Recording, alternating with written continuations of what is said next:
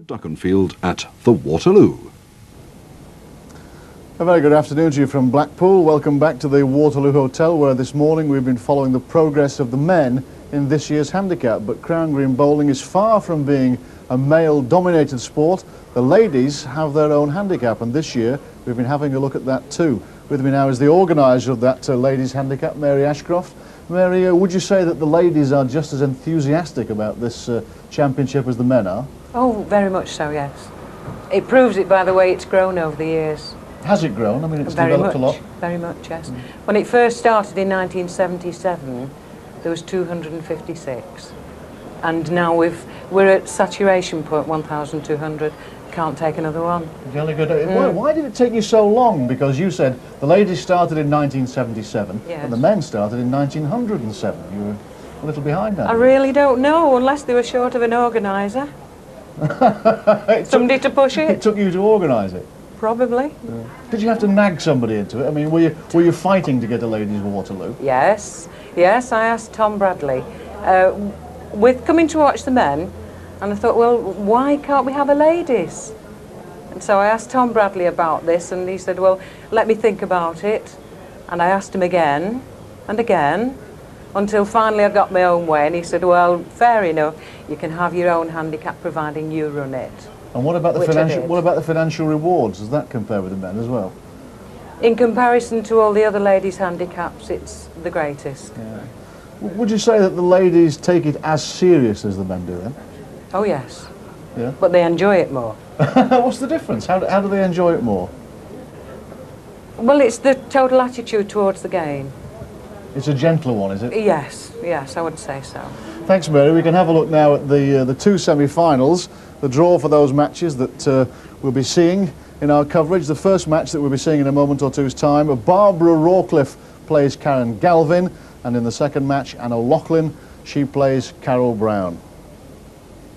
Barbara Rawcliffe didn't have far to come. She's a local girl, 35 years old, from Poulton, plays for the Poulton Club. But she's up against perhaps the best ladies Crown Green bowler there is, Karen Galvin, 23 years old.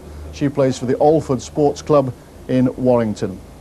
Well, we join the match at the seventh end, and Karen Galvin is to play. It's 9 across.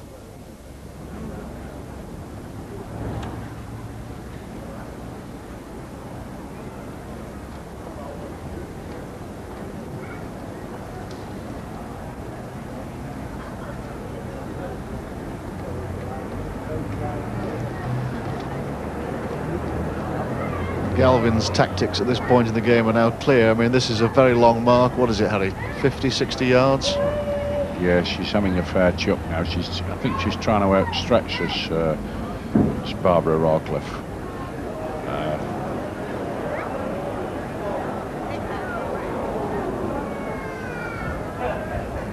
There's the difficulty. Rawcliffe finding it very difficult to judge the strength there and the length.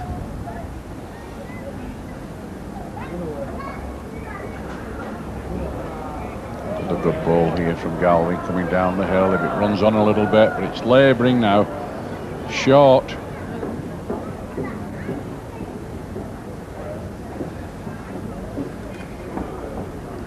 Certainly bang on the road. Starting to cock up in the air. It's done its best. Yes, it looks as though it's crept in the frame, that. Karen Galvin behind the balls there, Richard. There's a few people at the UK AEKA. Only just got that one out, didn't he? That's the United Kingdom Atomic Energy Authority. She works in the canteen there. I think the dinners will be a bit low next week if she gets licked here. I think you got one extra K in that lot. Well, so if it's okay with them, it's okay with me.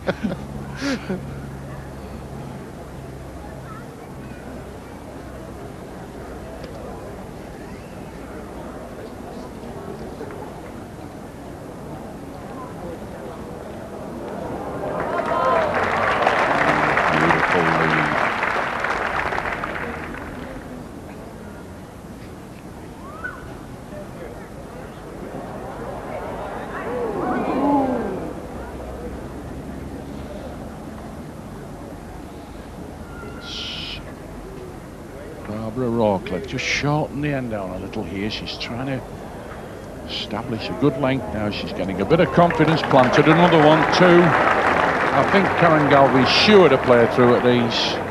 There's nothing for short. She's got one hanging about at the back. Far enough, at speed, but she's well wide and gone out, leaving Rawcliffe a double. Well, Barbara Rawcliffe there, she's having a very good game so far. And yet she had some titanic battles in the earlier round, getting through very narrowly. 12-9 now to Rawcliffe.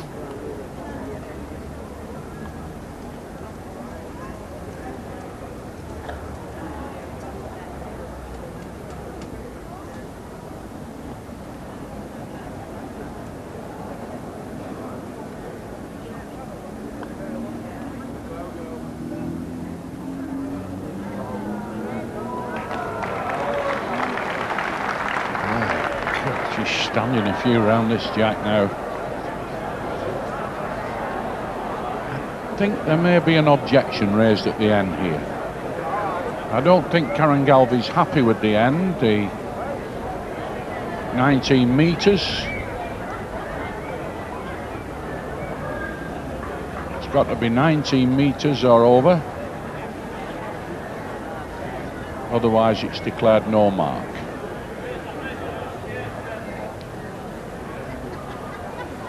Then the jack and ball will be sent back and Galvin would set the mark. Is the measure in progress? Not a mark, send them back, please. Not a mark, yes. Luke very, very tight, and I think Barbara Rawcliffe a bit disappointed there, perhaps just a couple of feet short of a mark now. They'll all go back and Galvin gets the advantage now. Very important that she's got the jack. She can alter the land. Very tactical error there by Barbara Rawcliffe. Just struck a length, but she failed to set a mark.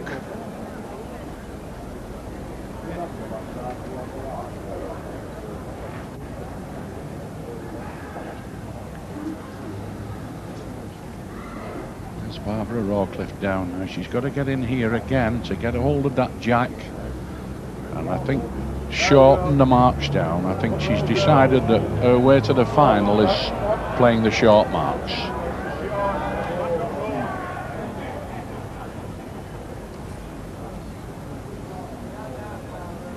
Karen Galvin, on the other hand, is looking for the long marks and plays a really good ball.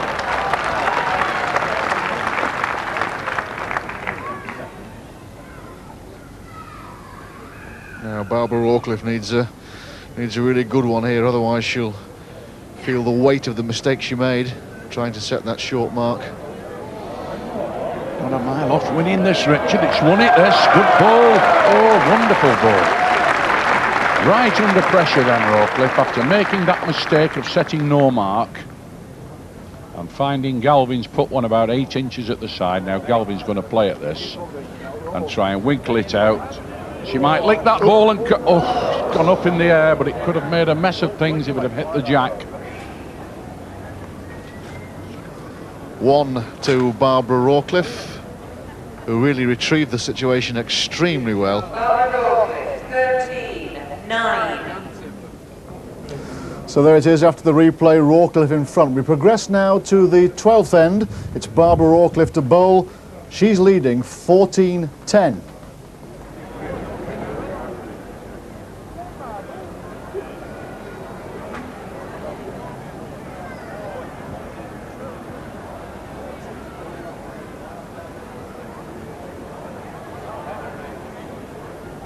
She's back on the short marks and played another excellent ball.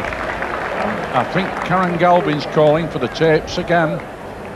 Looks like a string job.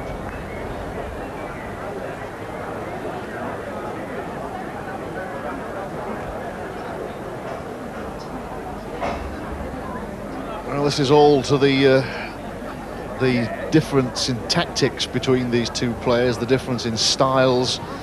and that Karen Galvin wants to play long marks with some distance, but Barbara Rawcliffe is thinking that she can get through to the final, playing very short marks, but she's running the danger. Measurer there, stringing the Tis tape. a mark, leave him there. Referee has announced, much to Barbara Rawcliffe's relief, that it was a mark. Just a little bit over the top of 90 minutes. That's enough, and Galvin's licked it. Oh, unlucky ball. Hit the end, rubbed the balls, and they all fell in the wrong direction for her. Rawcliffe still counting one. Looking to get another. Just runs on a bit more. Played another. Oh, good ball in this.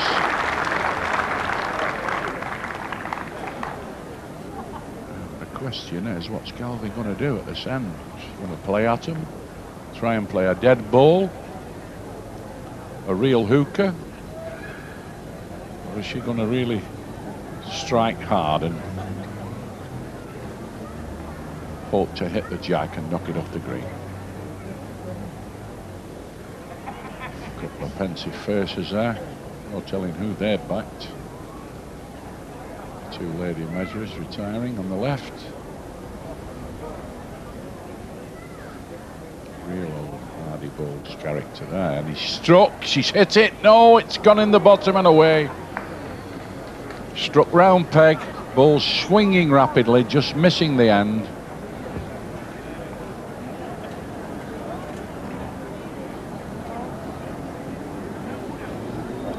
Barbara Rawcliffe, 16-10.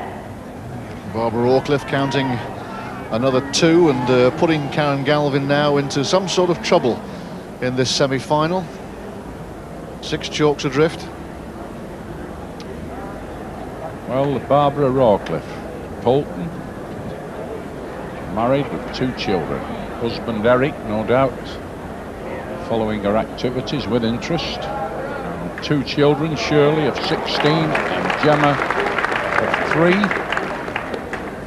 Watching their mother build up a really good lead here in this semi-final.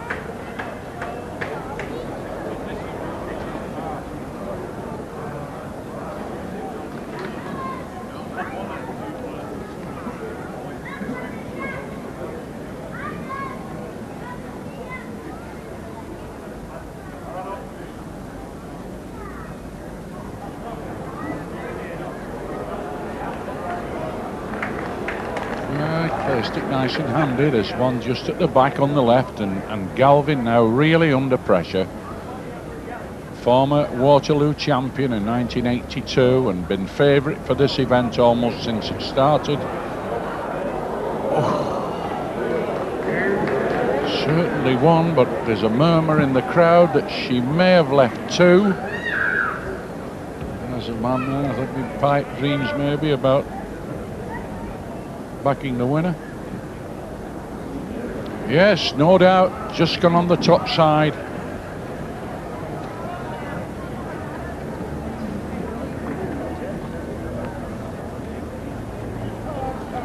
Well, Barbara Rawcliffe, 35 years of age, and has really upset the form book here. Now in a commanding position, 18-10 in front, 21 up. Shortened the game down, and she's played some really top-class stuff. Left a bit of room.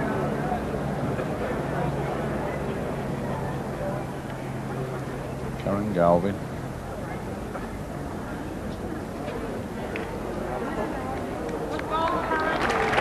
Played one. Needs a few more of those, but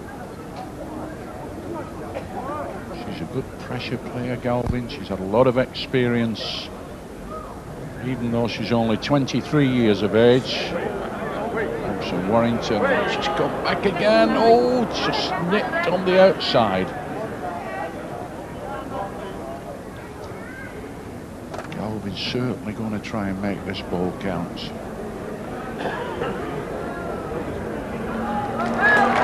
Good double. Needed that double there badly.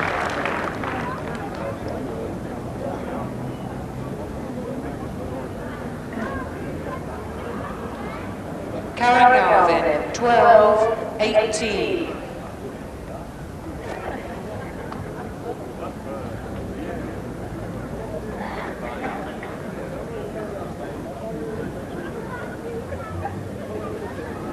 Well, Richard, this game's twirled right round because they were both a bit apprehensive, I think, at the beginning. You know, fiddling about. That's just like a woman, innit? Can't make their mind up. You know, they go short, they go long. But I could understand them having that sort of anxiety. But Rawcliffe breaks away now, gets in a commanding lead. But Galvin's now back on form. She has a bit of a chance. Yes, it's going to be a case of Barbara Rawcliffe protecting the lead she's got, just going by the jack. It's the jack up. That would have been a real ball. It's Luke's nearest, but it isn't. It's gone by.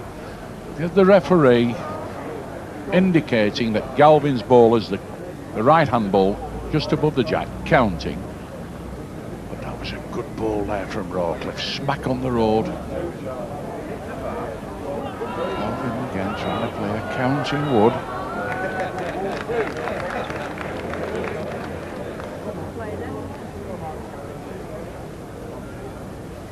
Same ball here from Barbara Rawcliffe, just tickles that jack. She'll get a double and she's smack on the road. Might just sit this side ball. No, gone out. Karen Galvin there claimed a double. Barbara Rawcliffe will surely confirm that. Karen Galvin, 14, 18.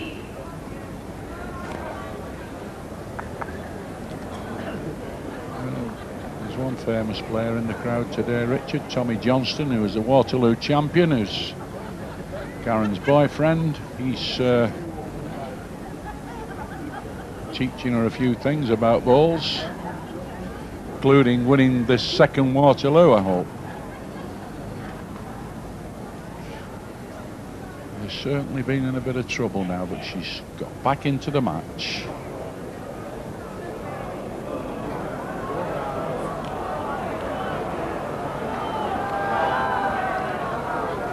It's laboured all the way down the hill, that ball. Certainly not far enough. It looks a bit adjacent, but actually it's almost 2 yards away from the jack. One here doing the trip. It's gone by that, the bottom ball. I don't think it counts. It looks the nearest, but it's not. It's gone a long way past the jack.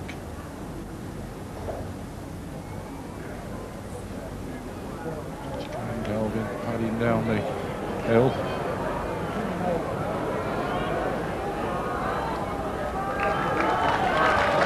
Well, she stands another double. Counts these.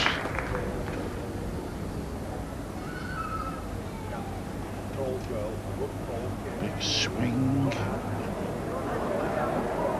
Still run a good way yet, this.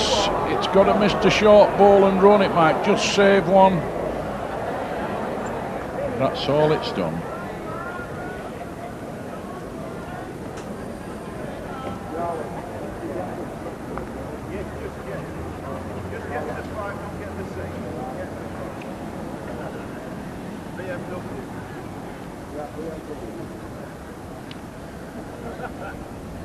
Still seem a little bit to me as they can't quite decide what to do. You know, Karen Galvin knows that she can't allow this Barbara Rawcliffe too much leeway now. She's too near up. She only wants 3 for out.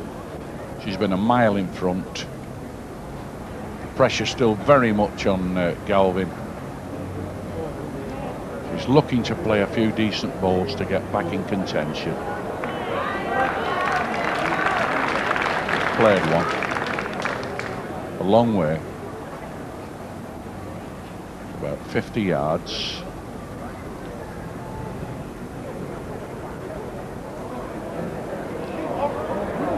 Something got to run this ball. What a painted road, and it's no leg. Short as a carrot, it's died. A beautiful road.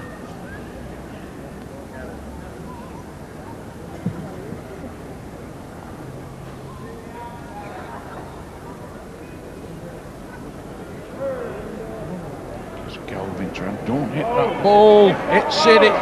Oh, dear me, nearly knocked it in, but not quite.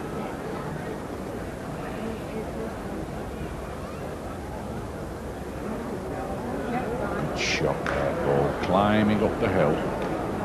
Got to run. And again. Clear running, might win it this. First ball.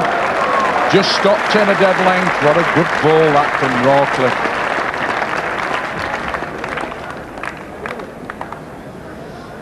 Well, Barbara Rawcliffe showed previously in this match that she can play some extremely good bowls under pressure. That was another equally good one. Counts 1. She was 18-10 in front at one stage. Karen Galvin, 15. The real pressure that's on Galvin now is that Rawcliffe can get up at one end. She only wants 2 for game.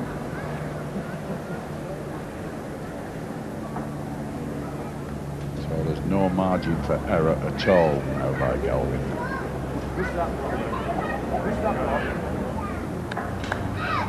That's a bad lead for her. She's played the short match. She's a bit disappointed with that, I think, Barbara Rawcliffe. She's played some really good balls. Oh, might have gone. Like our front room at the moment, Richard. There's no in it. For them two, both laid together. I think that Rawcliffe may well have the counting ball, the one on the left. Not for long though, surely. Surely Karen Galvin can take this. Nobody's asked for the referee. Won it. Don't touch the jack the wrong way. Oh, she's knocked the jack the wrong way. Well, she could have made Barbara Rawcliffe. Barbara Rawcliffe is the middle of the 3 there. Oh, this looks a bit of a mess-up job. Galvin has not yet indicated that she fancies her own wood. They're still having a look. I think we're sure to get the ladies. He's back-heeled that one out of the way. That's not counting. That's one of Galvin's balls. So it's obviously a straight measure now. She's given it. She's conceded.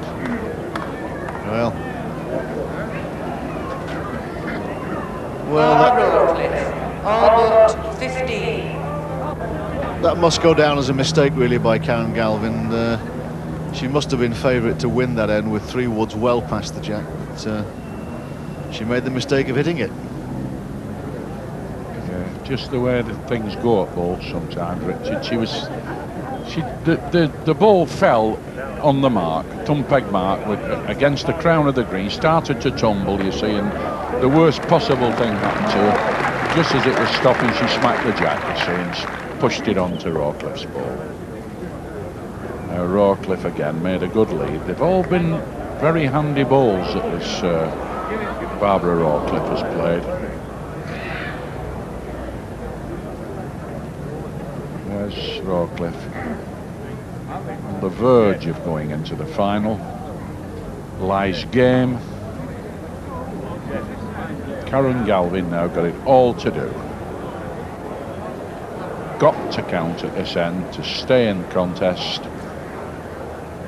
There'll be some noise from the crowd if this one wins it from Karen Galvin.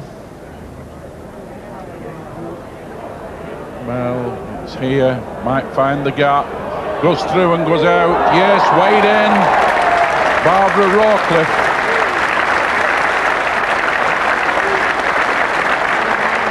From Poulton, that's a club. 35 years old, has made it into the final of the ladies' Waterloo handicap. What a good game. So there it is, the favourite falls in the semi-final. Karen Galvin beaten 21-15 by Barbara Rawcliffe. The second semi-final, A OLoughlin from Birmingham plays Carol Brown, and you can see coverage of that match if you join us again tomorrow.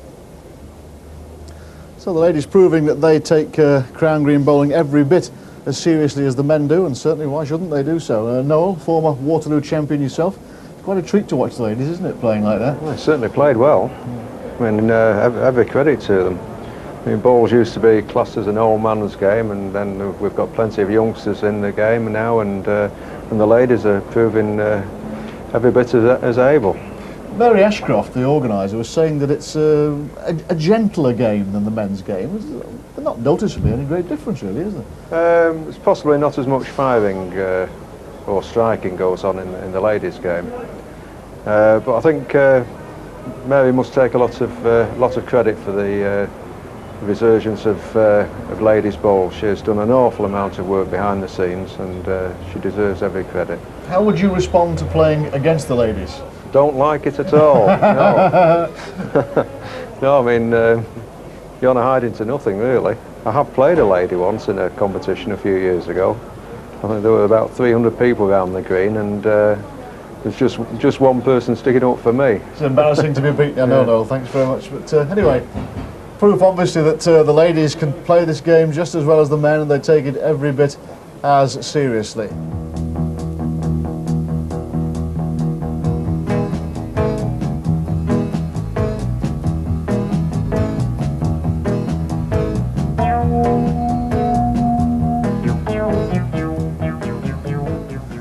A very good afternoon to you from Blackpool, where it's the penultimate day of the Waterloo Handicap, the last 16 of the men's competition. We've seen 4 matches this morning, 2 of them quite exceptional, and we have 4 more this afternoon.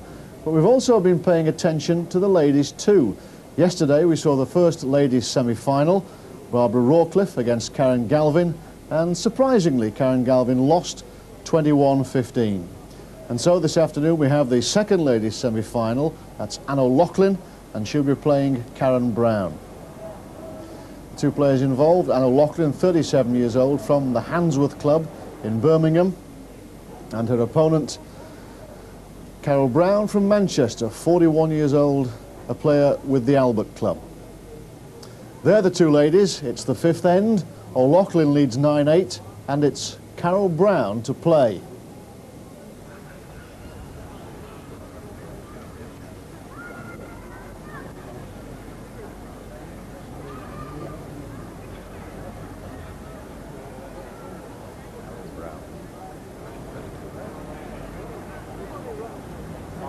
Brown now sets the mark right across the green again.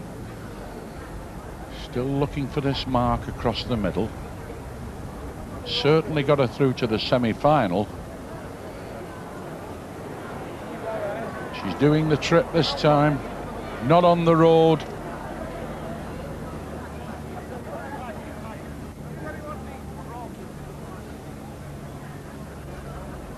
He's left A OLoughlin a field to get in here. Certainly go past the jack, but it can't go out. It's a good ball.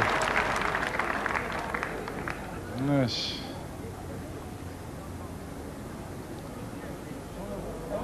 Now Carol Brown, crowd already condemning this ball. They want to get it down the hill. She's trying to get it there, but it's give up, short.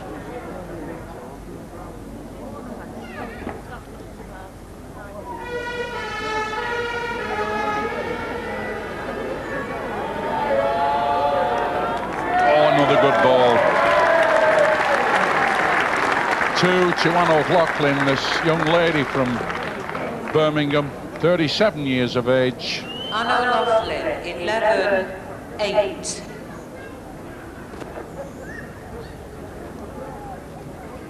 Sure, her husband, I don't know whether he can beat her at bowls, Eamon.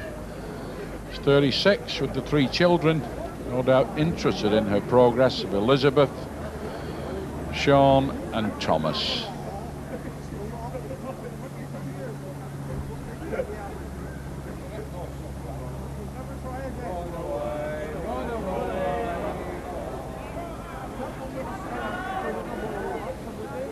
Again short. Each time they've made a short lead, Richard, they're not making the front ball do the work. As in the other semi-final, Rawcliffe really motored to the jack, didn't she? She gave Karen Galvin a lot to do, but here, a little bit pensive. They're not playing up to the jack. Found one this time. County. Carol Brown now. got to get in.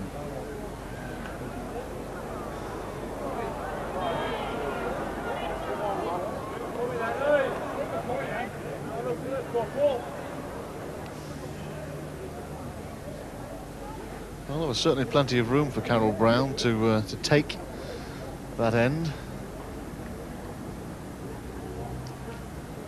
The bowlers examine the positions, and she has to concede that A OLoughlin counts a double.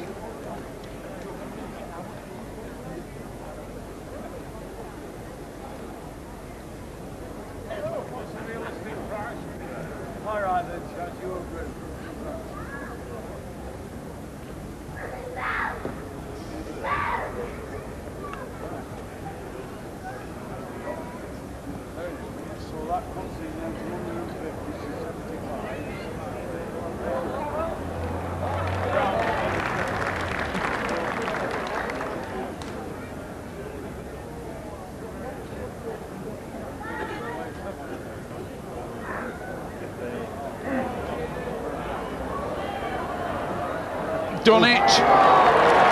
Well, you need a few of them sort of things to happen to you if you're going to win any big events. That was a real good rub there for Carol Brown. She's certainly gone through and out. Gets a full contact. Certainly played up to the end, but just drifted into the bottom and gone by. Carol Brown got to cash in now on this. Bit of a fortunate rub there, but it's all in the game. Played another if you can go. Two great balls.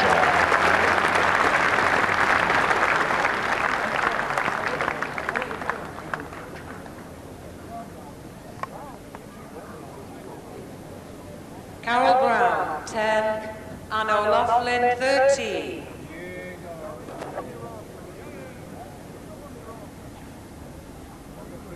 Now then, Richard, are we going to get a bit of a fight back here from Carol Brown? Just twirl round a bit there. She got a nice little rub and then didn't mess about, cashed in with the other one. That's what wins your matches at bowls, them twos. Keep putting the twos on.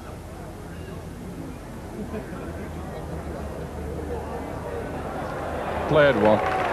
Good in this.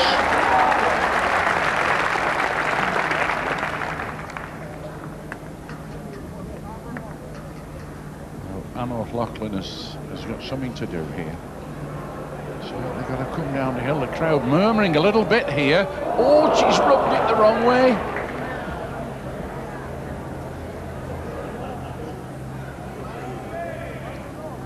It's Carol Brown again. Very determined looking girl, isn't she, Carol? She's certainly must be thinking about the coppers here, Richard. She follows those balls so intently.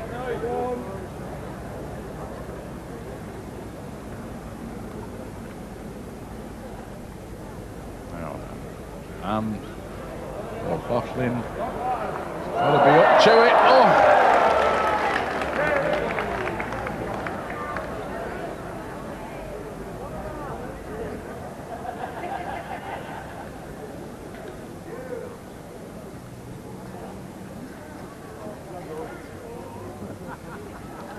Certainly wasn't a very good end for A OLoughlin, that one. I mean, she was making her own problems, really. And it's 2 to Carol Brown.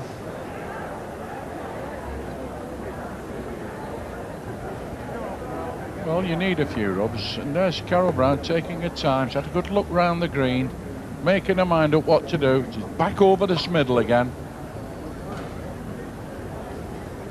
I think she's determined to make a good lead across here, Richard. She's had a few goes at it and spread them out a bit, but now she's had just a couple of good rubs and played some good balls, and she's back in the match now. Again, she's led short. Very disappointed there, Carol Brown. Looking for a good lead. Can't lose. Just come taxiing into the picture there and almost a dead length.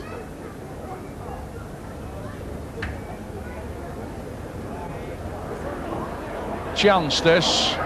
Chance, goes in the frame.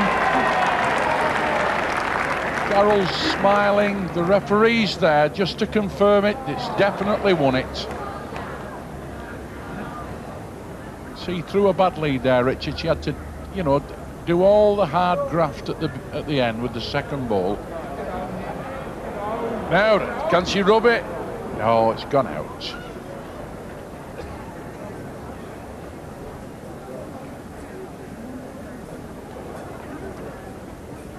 One to Carol Brown will even the game up. There's the score. Well, it's 13 apiece, Richard, so one of them's got to be unlucky, haven't they? But she's come back very well, this Carol Brown. It looked as though A OLoughlin might just be going away from her, but she's now very much back in this game.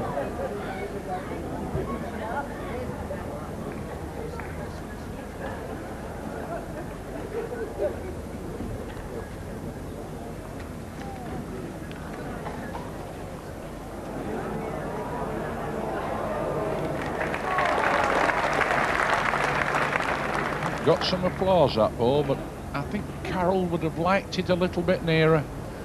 It looks close, but it's maybe 2 feet or more away from the jack. But now A OLoughlin has played a really short ball.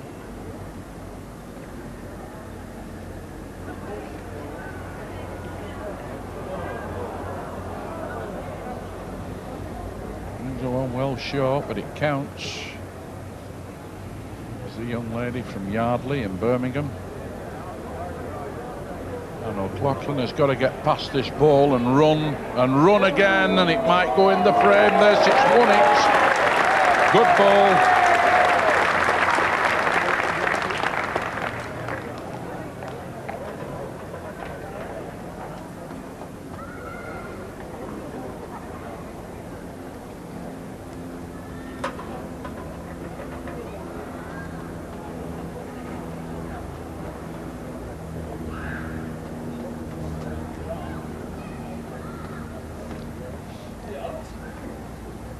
Looks as though we're going for a trip in the country here, Richard. He doesn't fancy going back across that middle again with which is Carol Brown's favourite territory. Looking to play some decent balls. Oh, that's a good shot there, isn't it? That's the dogs. I never go to the dogs these days. They nearly skimped me at one time, but that's a beauty, isn't it?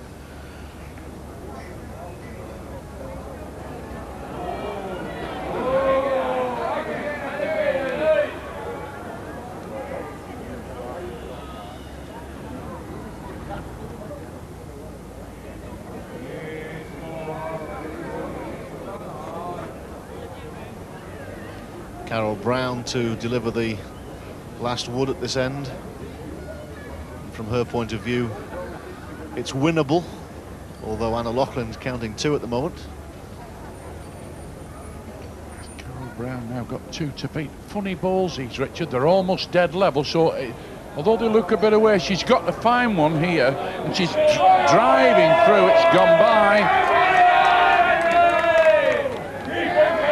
Seems no doubt about A OLoughlin having 2 here, but I think Carol Brown might have a quick look at these. 16, Carol Brown 13. Conceded.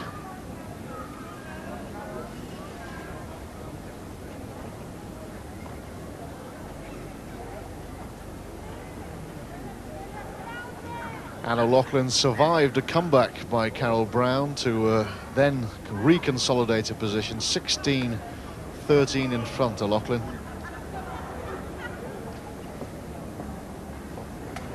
Playing over a distance.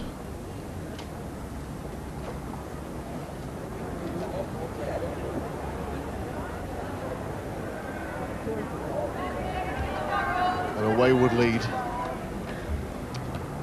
Certainly spread them out with the jack. They've played some wonderful balls when the others have been close to the jack. Maybe a little bit of tension here, Richard. Everybody does it. One there, played just over a length. Counts.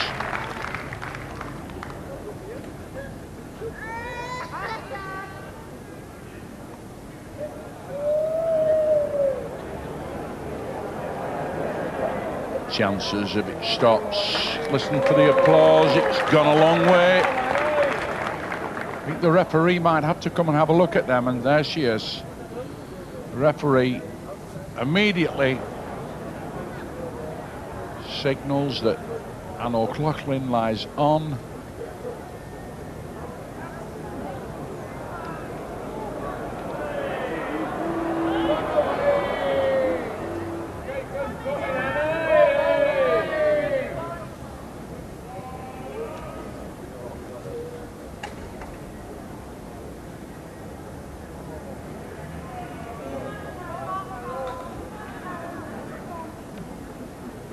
Brown, full of determination, but she's going to concede surely another one to A OLoughlin.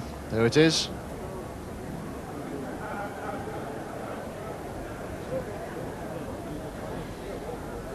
There's a section of the ladies. Balls. No doubt they like the men, Richard. They all think they're champions. Sat around the green. Everybody does it at this game. But they're certainly very attentive and critical in a constructive way, you know. Certainly play the game very well indeed. Oh, that's a good one. A good lead. Cracking lead, that. Only come about 55 yards.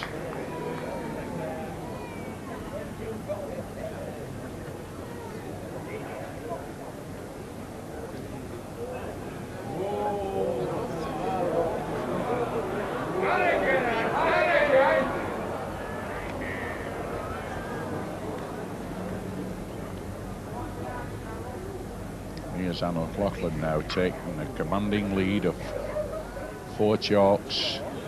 Only wants 4 more chalks for victory, 21. A place in the final. Carol Brown, sales manager from the Albert Club. Manchester played up on the bottom side. Gone through.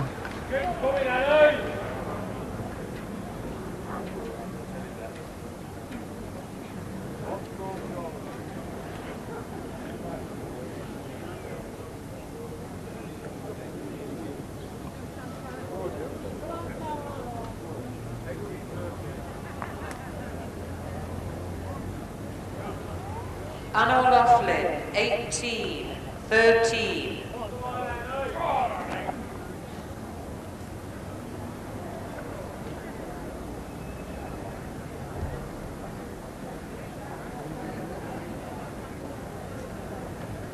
I think it's great, Richard, to see the way these ladies have varied the game. You know, this A OLoughlin, she's not bothered about going a long way. Got a nice, easy delivery, and Carol Brown's played so well across the green. You know, the delivery's nothing wrong at all. Beautiful. Get them out nice and easy.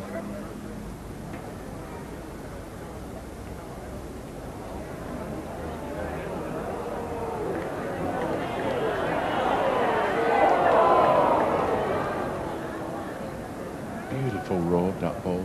Straight through the gap, down the hill and out.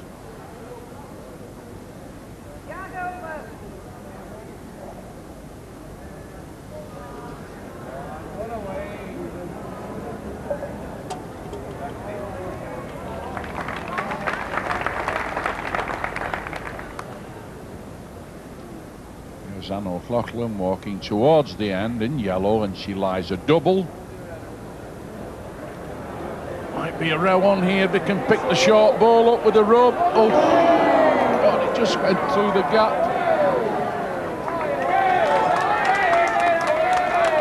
Well, she looks disconsolate, Carol Brown. Certainly it's a double to A OLoughlin. She's already signalled to the scorers. A OLoughlin, 20.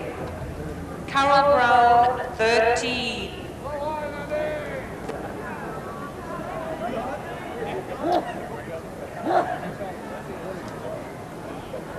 One more now for A OLoughlin. Will take her into the final of the ladies' Waterloo against B Rawcliffe.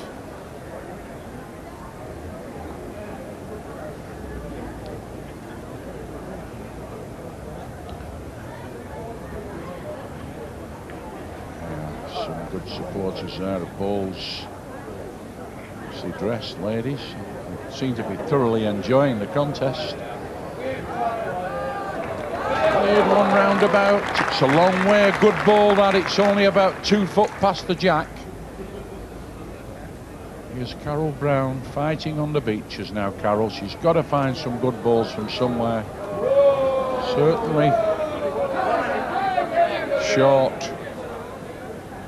This young Birmingham housewife, A OLoughlin, lies game and played another one roundabout. Carol Brown now in red, trying to save the match. On its way, certainly far enough, doing the trip. This got out, weighed in. There's some of the Birmingham fans delighted that this A OLoughlin has gone through into the final, beating Carol Brown 21-13. Just a confirmation of that result. A OLoughlin 21-13 victory over Karen Brown, which means in the final tomorrow, Barbara Rawcliffe will play A OLoughlin. You can see that final just prior to the men's Waterloo final tomorrow afternoon. Well, Mike Leach, we've been watching ladies there in their own exclusive competition, but of course they also play in mixed competitions with the men. Are there mixed feelings about that? Well, I think there certainly are. I think there's a strong body of opinion thinks that ladies' bowls should be confined to ladies' tournaments. And I, for one, am not keen on playing against a lady in a men's competition. But they play well, though, don't they? They do. There's no doubting that. They put them very near the jack, but it's a slightly different philosophy about the game, and I don't think the two gel too well together. But while the gentlemen are getting ready for their final, let's not forget that we've been following the ladies too. And this afternoon we can show you the ladies' Waterloo final.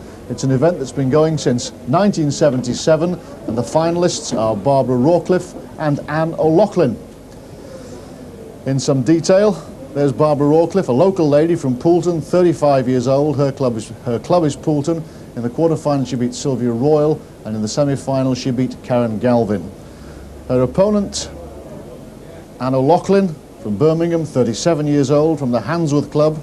Quarter-final she beat Anne Wilde, and in the semi-final she beat Carol Brown. We joined the match right at the beginning, Barbara Rawcliffe to set the first mark.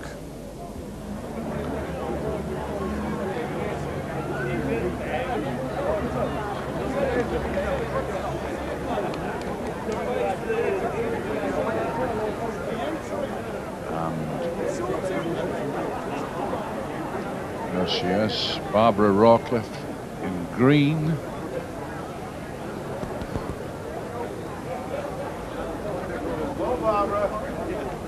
Starts the ball rolling, touching the jack. And there's been an objection to the mark. The very first end of this ladies' Waterloo final has started off in sensational style, really. Barbara Rawcliffe, of course, in her semi-final caused the long tape to be used like this on one or two occasions. She certainly favours the short marks. There's the two measurers there, Sheila Thompson and Doc Craig, and it's only just a mark. Looks as though they're going to hang the washing out there, Richard, with the clothesline.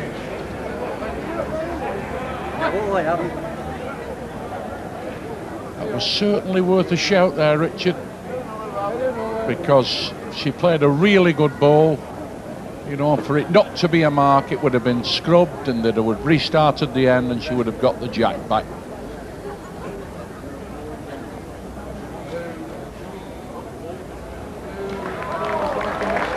Certainly very, very handy on these marks, this Barbara Rawcliffe. She's played well all through on these short marks. She's played at it, hits the jack, done it! Oh, brilliant! Certainly done it. Oh, what a good ball there from A OLoughlin.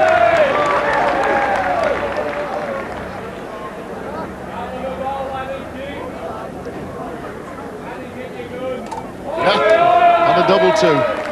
What a marvellous start, Richard, that. We had an objection, a measure that wasn't. She played a front toucher, put another one on top, and then she cracked it.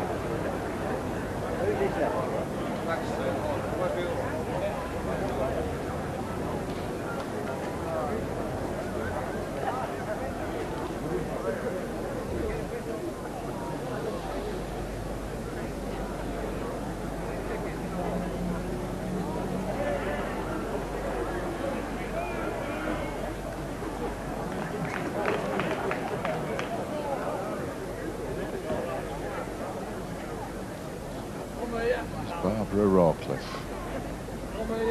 Down the hill. Lovely shot of that coming off the crown towards the jack. Got to stop somewhere to count. Just got a nudge and counted.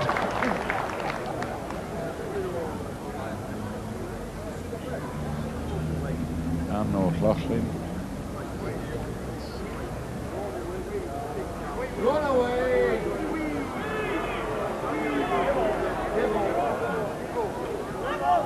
Certainly looks like second there. Somebody close interest. The ladies.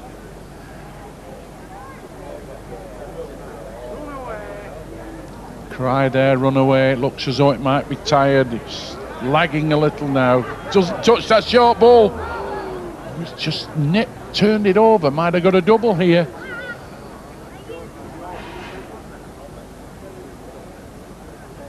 There's A OLoughlin looking at the damage. Could well be two down here. Picks one up, takes it out. Barbara Rawcliffe in no doubt. Conceded the end.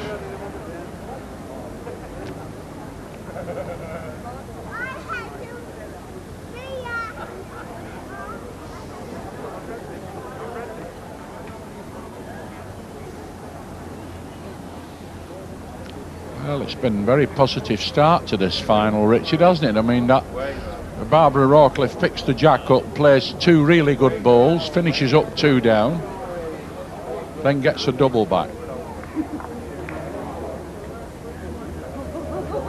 Keeps fishing for these short marks all the time, Richard. I think that she's made her mind up that's where the loot is. The kitty's there. Could well be picking the check up if A OLoughlin doesn't find a few decent balls.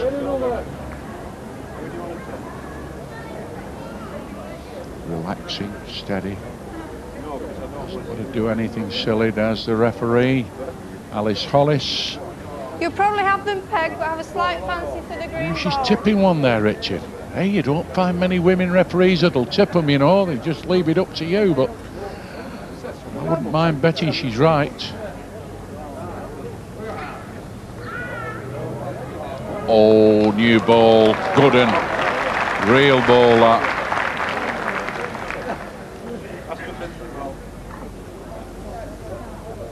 Good shot there of A OLoughlin's ball coming over the shouting way. It's on the bottom side.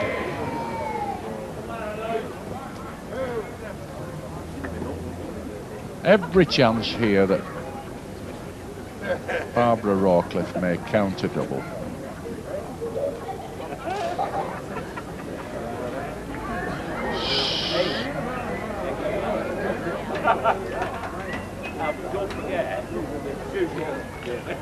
Here's the two measurers, Glenda Carroll and Marie Denton, natty blue jerseys. Get the string out. That's the one the referee tipped as the winner. Soon know whether she was right. Yes. 2 to Barbara Rawcliffe. Barbara Rawcliffe 9, A OLoughlin 7.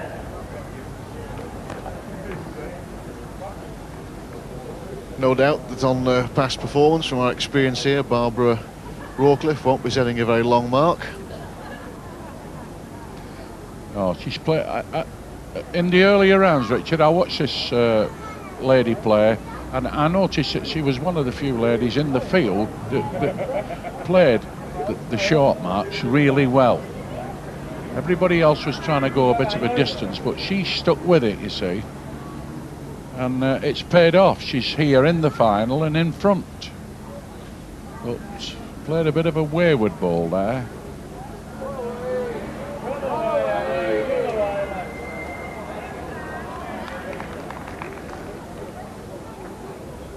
Very deliberate, Barbara Rawcliffe, civil servant.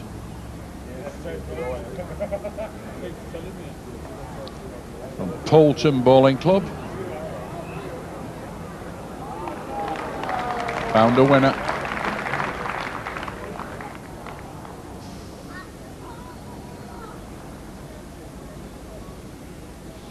Well, this is A OLoughlin, all the way from Birmingham. She's certainly done a great job here. She might hit the jack too hard.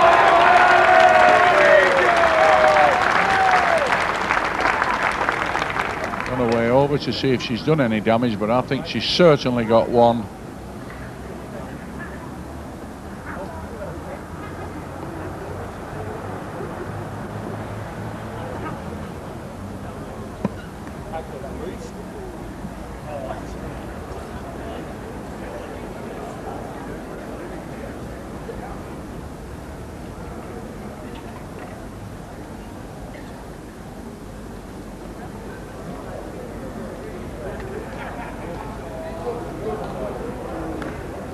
Just a little bit too far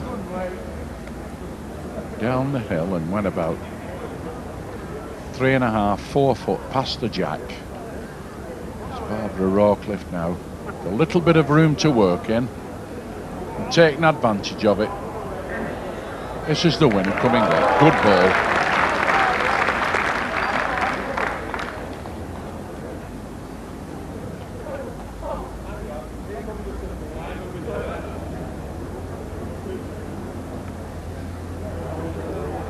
Chance, bit of a chance this ball. Oh, it might have won it. Equidistance those. I think the referee's coming across there. Yes, it's won it. Good ball. 18 inch.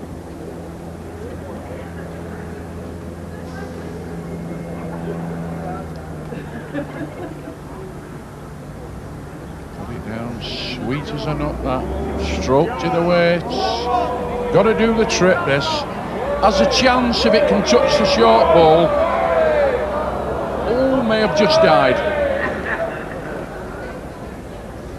A very interested spectator there. Yes, conceded. 1 to A OLoughlin. The score is 9 across.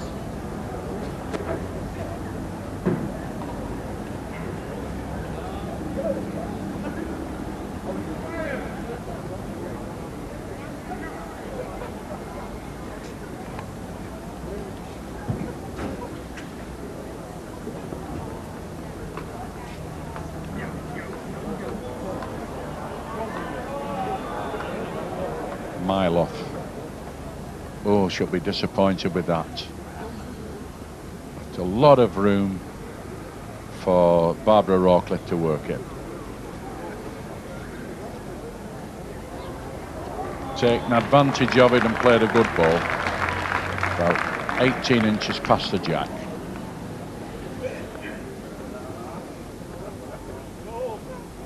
Now then, A OLoughlin here got to repair the damage. Asking it to run away, it's not far enough. Well, she's led so well, hasn't she, Rick? Played some good balls, this lady from Birmingham, and yet she's just played a couple of real no balls there. So unlike her. Barbara Rawcliffe steps in, gets the maximum, a double.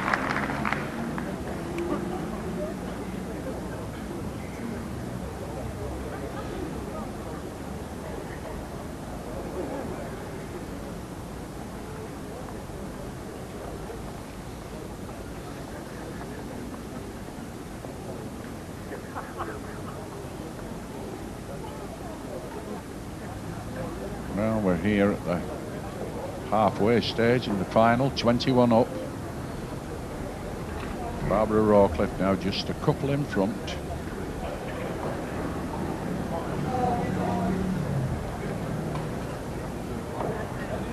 Nice delivery, Richard. Swings through lovely, don't they? You know, it's... She's left the lead rather short on this short mark. Here we go again. I think they've got to get the string out again here. Again, the ladies in red with the clothesline are Sheila Thompson and Doc Craig. It's their job to measure from the mat to the jack. 19 metres. The referee will declare whether or not it's a mark. 18.5 metres, not a mark. Well, you probably heard the verdict. 18.5 metres, half a metre short. So back they come. Just get the clothesline out of the way and then we can get on with the game, because that again was a successful objection there.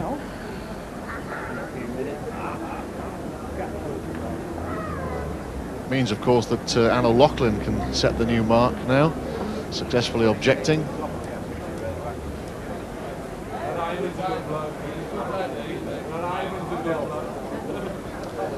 But the first wood will be played by Barbara Rawcliffe.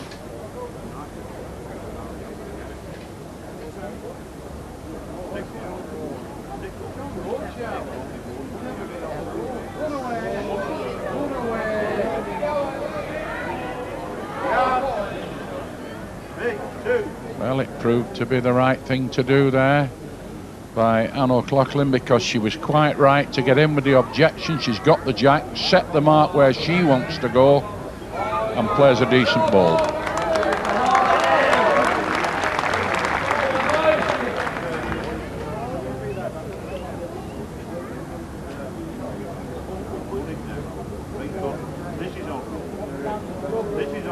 There's one here doing the trip. Definitely far enough. This could win it, this. New ball coming in. That's drawn it. Good ball.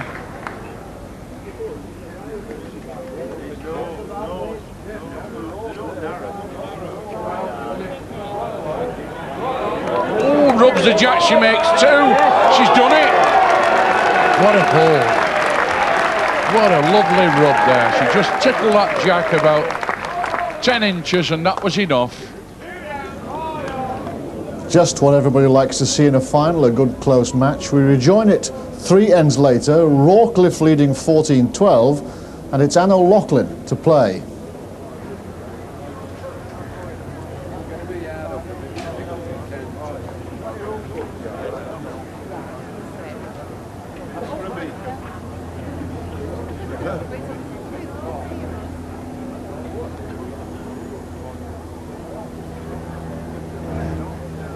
Now, just 2 points in it now.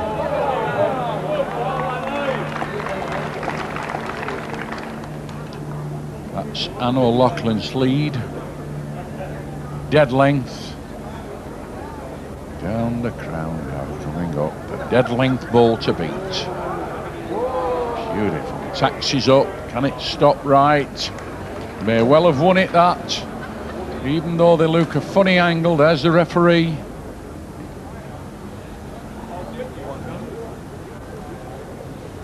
Another quarter looking over. She's not happy yet. You probably have them measured. That's slight favourite.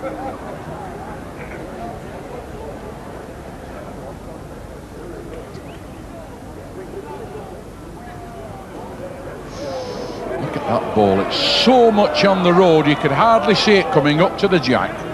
But she's left it short. Difference, but you'll probably have it Some paid. deliberation now, because Barbara Rawcliffe is tipped to win it.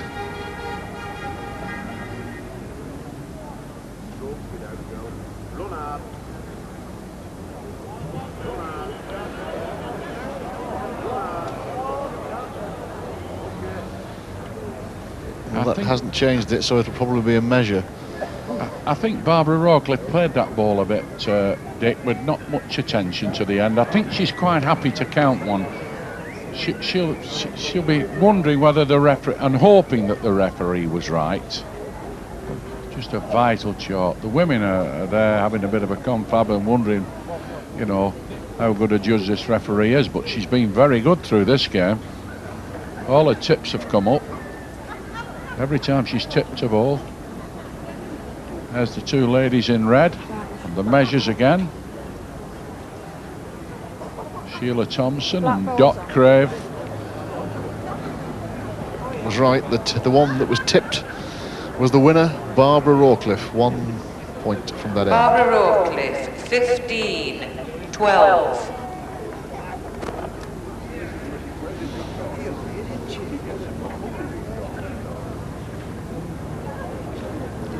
Another successful tip, that, Richie, by the referee. I think we've better get hold of her and have a look at some of these horses I've been backing. She might give me a lift. Certainly done very well.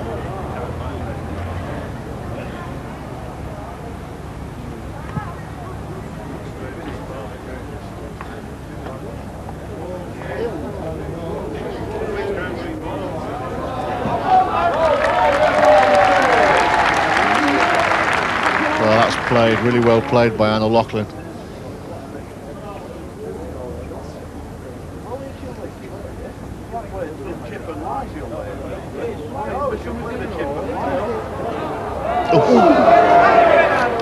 That was a bit close, Richard. Means that A OLoughlin is going to win it. She's counting 1, looking now for the second. Won't get it. Surely not, too far. That's got 3.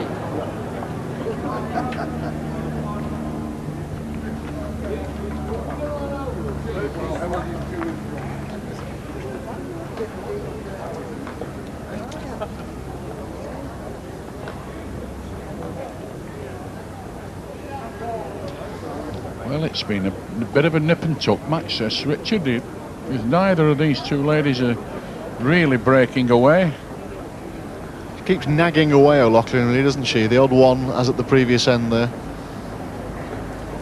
She's just stopped Rawcliffe from really building up a bit of a break on these short marks, because she's really a bit warm on them, you know. He's planting a few round the jack, but this lady from Birmingham's not having any of it. She's refused to be overwhelmed in this match. She stuck at it, played well.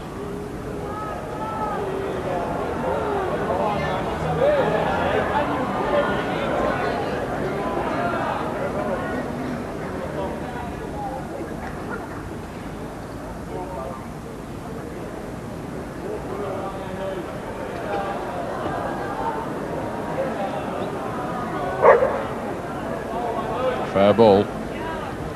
She lies 2.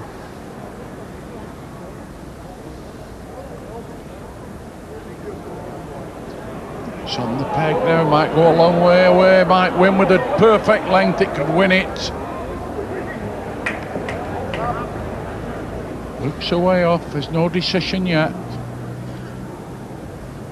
Nobody's put any hands up. Referee there just at the back. Measures, please. Yeah, a bit close, these. Sneaky feeling that some of the crowd here have a slight fancy for Barbara Rawcliffe's ball. Here's the girls in blue reporting for string duty again. He obviously thinks the other ball's on.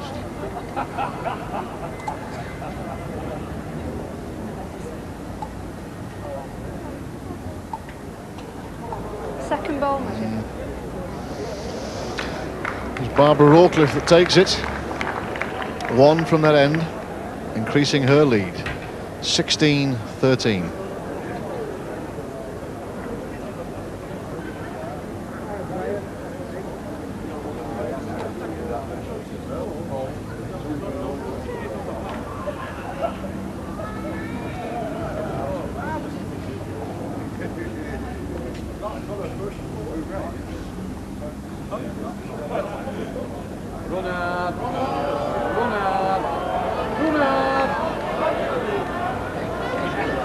Never sent it.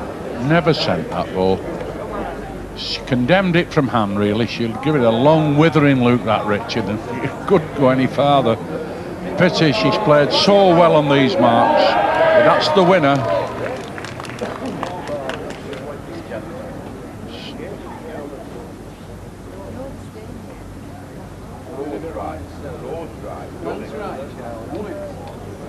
Chance if it stops. Go a long way past the jack. Done it. Good rub that.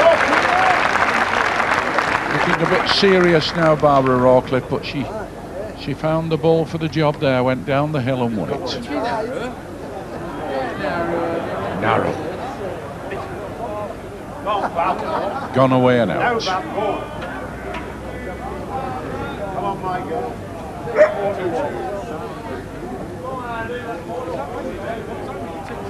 Barbara Rawcliffe, 17, 13.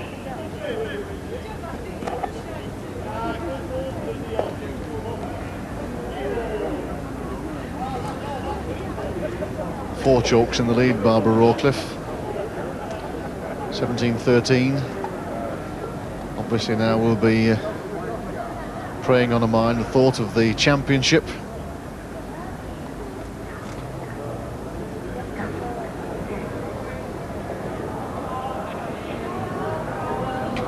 Consistent, predictable bowling.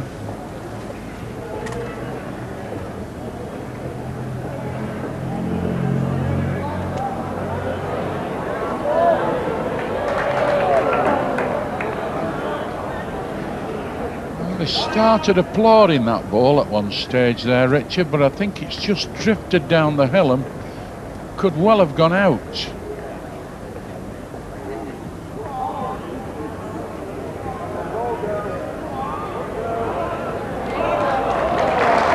This is a good ball. Beautiful wood, that.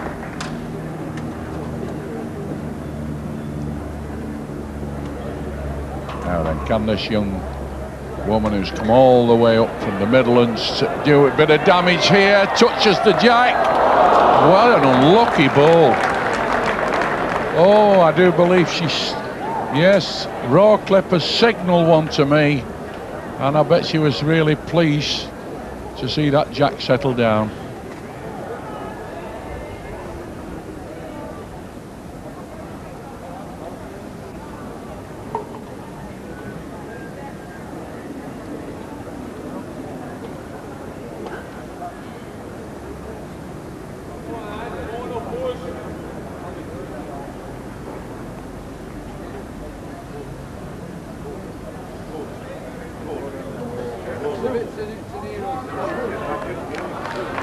She's got a bit of a length now, this Barbara Rawcliffe. She's persevered with these short marks.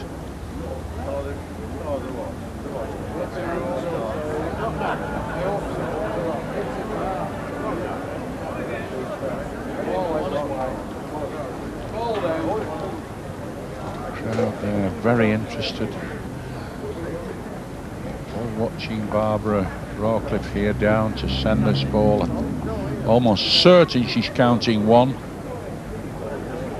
It's a bit tight.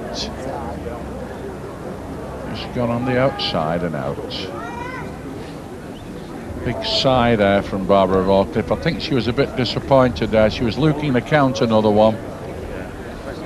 One here again on the bottom, can't count. Oh, it's turned the ball over. Could make the slight difference. Could it? I think there's a big chance here, Richard, that she's made that brown ball as she has. A OLoughlin. I think she's got one there. She was a bit fortunate because the ball was on the peg and going out, but it just tippled her first wood over and counted one. Where are you going, Charlie? What time are you going? Where are you going, Stockport? What time? Right? A OLoughlin in a rather desperate position, really needs to be counting some now. She's 18-14 in arrears. And only a moderate lead, well short.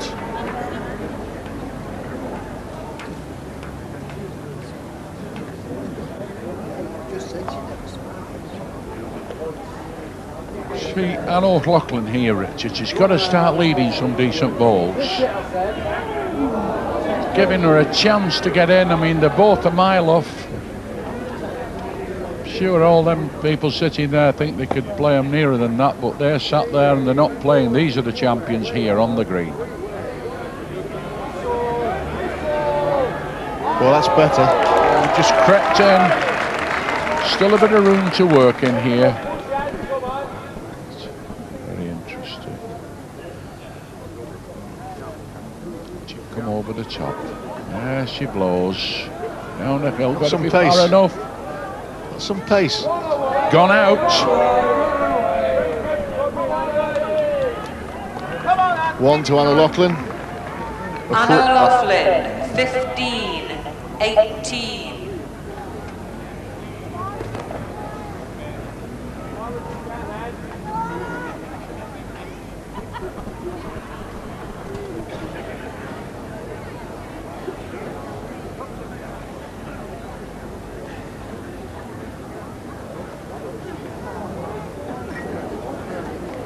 Well, every time you think, Harry, that Barbara Rawcliffe is going to walk away with it, A OLoughlin keeps stepping back and just holding it up a little bit, doesn't she?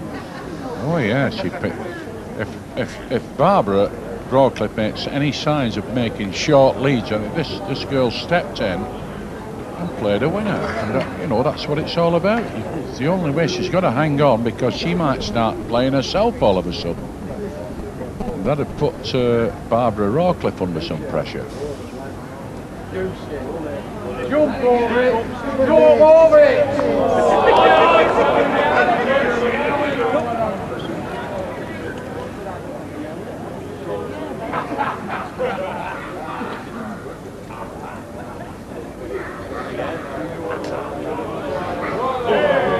The winner? No. Died. Only one. She could have done with making that ball do a bit of work there. Far enough.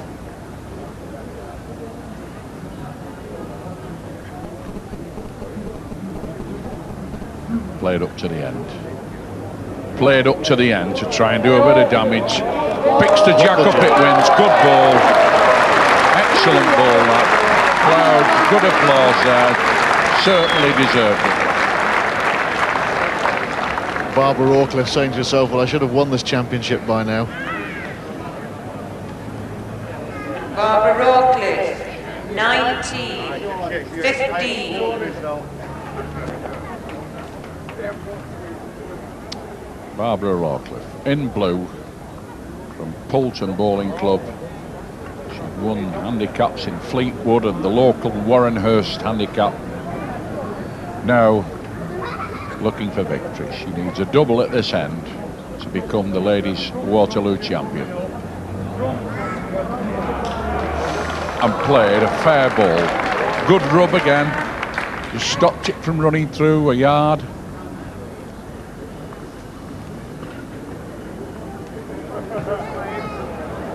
It's got to be stopping. It's gone by, only just, but gone out.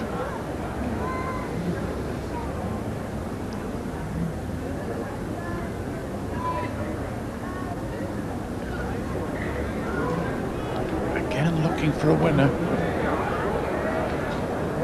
Oh, it's gone a long way, but she lies game.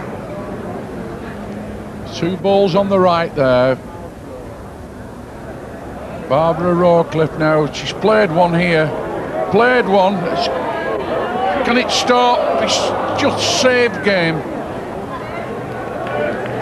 Just drifted by the right hand ball, but it's saved one.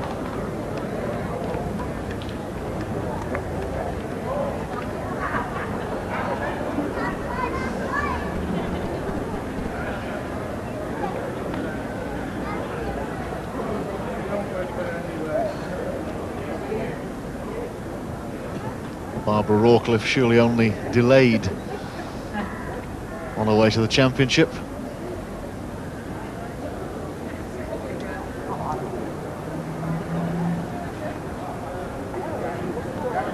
Played a real ball here for game. Absolute beauty for game. Front toucher. Oh, the applause there. That's a really good lead. Just the sort of thing you need in a final of anything. Fading now in the bottom, this ball. A good ball, a dead length, but second. Here's the lady who stands to be the Waterloo champion for 1988.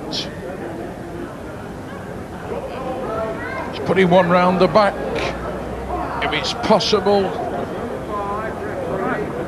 Just died a little bit short. In all sorts of trouble here. Got to hit it full. I think it's all over. Wade in. She's jumped in the air. Delighted. Barbara Rawcliffe there running round. There's the measurers who've done a great job joining in the applause, and a gallant opponent, A OLoughlin, who's put a great show, but has been beaten 21-15 by Barbara Rawcliffe of Poulton. The presentation now for the Ladies Waterloo Championship of 1988. First of all, from Mr. John Bright, the sales director of Greenall Whitley, to the runner-up, A OLoughlin from Birmingham.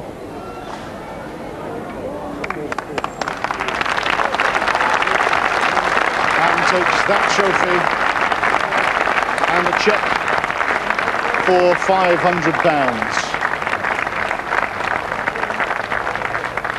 But the delighted winner that we saw earlier, from not very far away, the champion of the Ladies Waterloo 1988, Barbara Rawcliffe from Poulton. The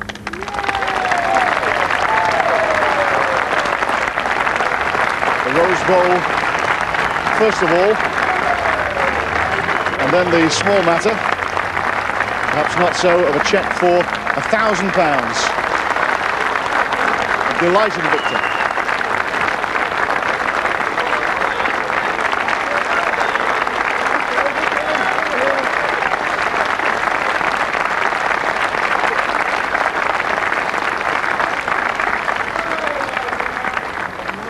Congratulations, Barbara. You seemed pretty pleased about that at the end, really. I'm thrilled, absolutely thrilled. I didn't know I could do it, but I'm absolutely thrilled.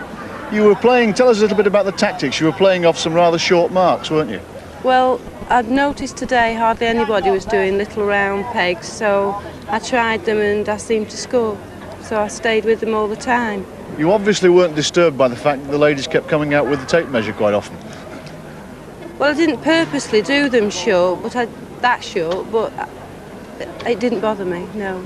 Was there at any time when you thought you might lose your nerve a little bit? Because you did all the time. You did lose a couple of those measures though, didn't you? Yes, well that didn't matter. I just kept staying with short ones all the time. Tell me, the Waterloo means an awful lot to the men that win it. I mean, it's the biggest championship there is. What about the ladies? Just as much to us as the fellas. It's so important to any girl to win this one. This is the competition for any lady to win. And it must be doubly pleasing for you because you're not from very far away, are you? No, I live about 5 miles away, so it's handy, really. And you've played here before? I have a go every year. And this year it's come off. This is it. Congratulations, yeah. Barbara, well done. Thank you. Thank you very much. Barbara Rawcliffe, the ladies' champion. The men's championship yet to be decided. They'll be on the green in a few minutes' time, by which time, well, about 3,500 people will be gathered around the green. We'll be going soon to London for the news, but you won't miss any of the bowling. The final of the Waterloo 1988, Ingham Gregory against Glyn Cookson, the Waterloo 88.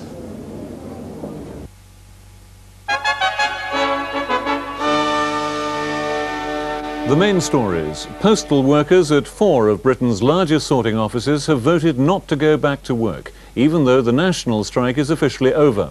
This evening, workers in London will be making their decision. The Post Office says that over 80,000 staff have returned to work from a total of over 140,000. Letters were delivered this morning for the first time since the dispute began 13 days ago. At issue then, incentive payments to new staff in London and the South East. This problem was resolved on Monday. But key sorting offices in Liverpool, as well as others in Glasgow, Hull and York, remain out of action because of disagreement over employing casual staff to clear the backlog. Postal services won't be back to normal for at least 2 weeks. Violent crime in England and Wales has risen by 17% in the last year, and sexual offences have increased by 16%. But overall, figures issued by the Home Office show that crime was down by 1%. What today's figures show is that those who write simply in black terms about crime, as if it's insoluble, irresistible, steadily getting worse, today's figures prove that they're wrong. The Labour leader Neil Kinnock has criticised the expulsion of the Cuban ambassador as an overreaction.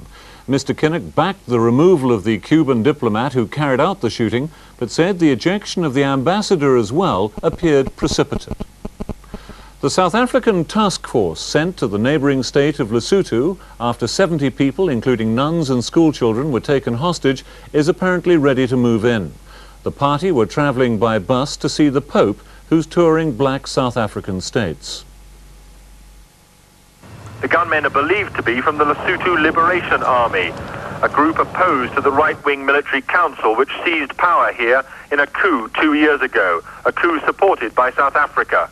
The Pope himself has not been able to land in Lesotho because of driving rain and low cloud. Instead, he diverted to Johannesburg, so that the Pope is, after all, in South Africa, which was not included in his schedule. The captain of a Royal Fleet auxiliary tanker that's been sent to help the victims of Hurricane Gilbert in the Caribbean has said the Cayman Islands have been absolutely devastated. The storm, with gusts of up to 200 miles an hour, has killed at least 13, caused extensive damage in Jamaica, and is now approaching the Mexican resort of Cancun. It's expected to hit the coast of Texas tomorrow. Off the coast of Jamaica, a large yacht blown over by the 200-mile winds of Hurricane Gilbert. Further inland, whole communities have been devastated. Almost every roof of every building in this town has been damaged. For hundreds of homeless, the most pressing problem is where they'll be spending tonight, and food supplies are said to be running low. 5 of the 15 people known to have been killed by the hurricane in its 3-day Caribbean rampage were in Jamaica. More than 1,000 British holidaymakers are stranded here, but the Foreign Office say there are no reports of injuries amongst them. The next news is the 6 o'clock news on BBC One with Nicholas Witchell and Philip Hayton. Good afternoon to you. Thankfully the weather's a lot quieter here. Actually, I'll give you some updated information on that hurricane after the 6 o'clock news. But as far as this country is concerned, as I said, fairly quiet. Most places are dry. There is some cloud around, so although there'll be some sunshine, not necessarily blue skies, a little bit of cloud coming across, blotting out the sun from time to time, and even bringing some light showers across the southeastern part of England, where I think you're least likely to see anything really of the sun at all. And the same is true of the northwestern part of Scotland. You must have noticed it's still pretty cool, at least it is in the wind, especially in the southeastern part of England, 14 Celsius, 57 Fahrenheit. And the accent very much on cool weather again tonight. Just a few light showers near the east coast, but those temperatures dropping way, way back once again. In fact, in sheltered spots, there may well be a touch of ground frost, and that's all. And this is BBC Two with News Northwest.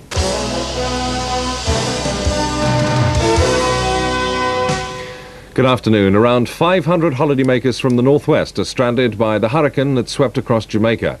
All communications from the island have been severed, and the airport at Montego Bay is underwater.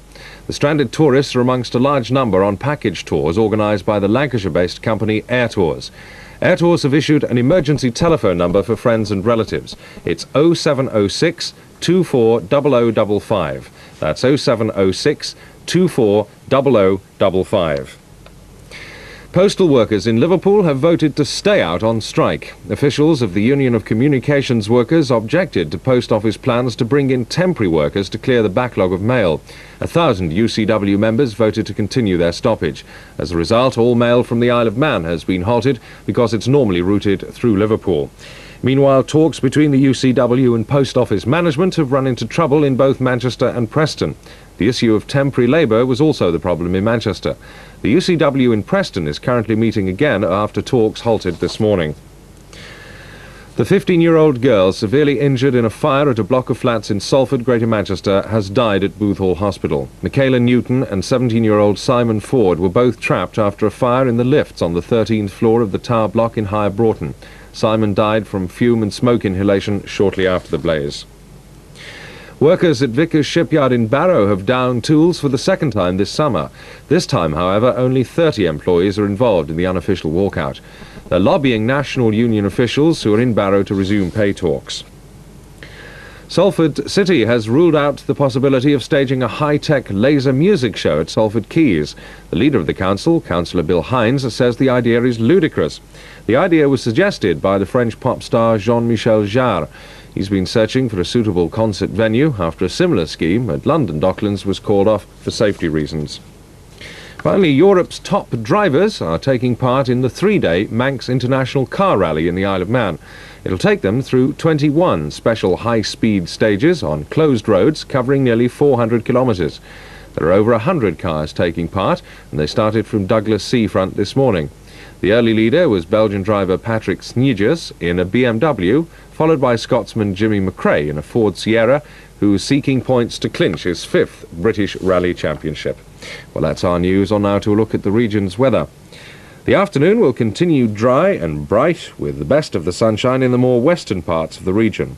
With a moderate north to northwesterly wind and temperatures only reaching 16 degrees Celsius at best, it should be a rather cool day. The evening will stay dry, with variable amounts of cloud. That's it for now, but join us again on BBC One at 6:35 for North West Tonight. Until then, from us all in Manchester, good afternoon.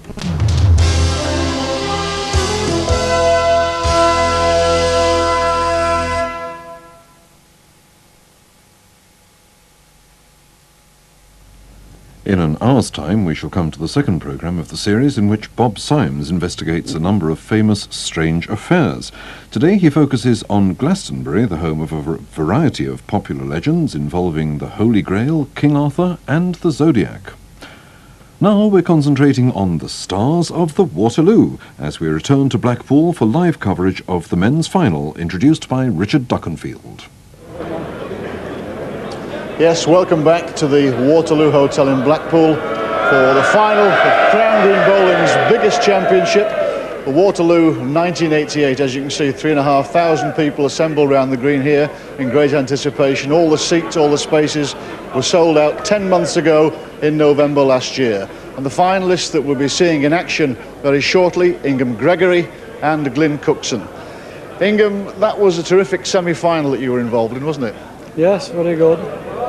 Very good, yes. Do you feel, in a sense, just a little bit fortunate to be here? Just a little bit, yeah. Not much. What about the support? Who's got the best of the support? Well, I think all Bolton's here. There's been about 200 round to me from Bolton. Are you going to give the spectators some tips or some information about your tactics in the final or not? No, not really, no. No, I'm going to keep them secret.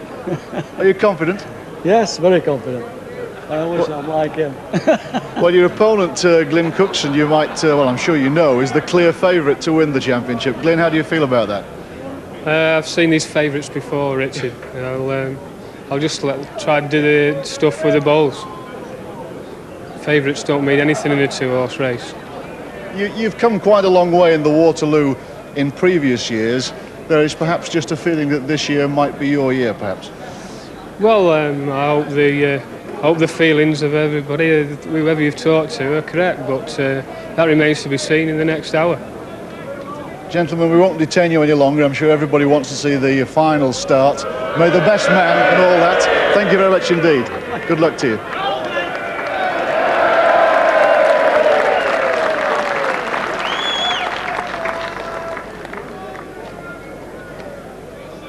And so the two finalists in the Waterloo for 1988. Ingham Gregory, 64 years old, from the Halliwell Lodge Club in Bolton. He beat Chris MacDonald in the quarterfinals, and then he beat Alan Broadhurst in the semi-final. That, a stunning comeback in the semi-final. His opponent, Glyn Cookson, 30 years old, from the Wharton Conservative Club. He lives in Winsford. He beat Robert Eaton in the quarterfinals and Cliff Johnson easily in the semi-finals. They're the finalists.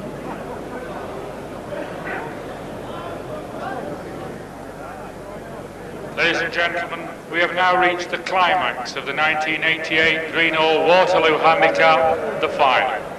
May I introduce in green, from Bolton, and Holywell Lodge Bowling Club, Ingham Gregory.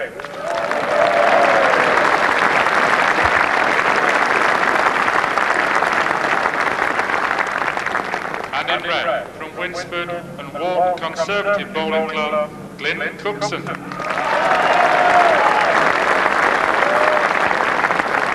It's tails. Cookson leads out.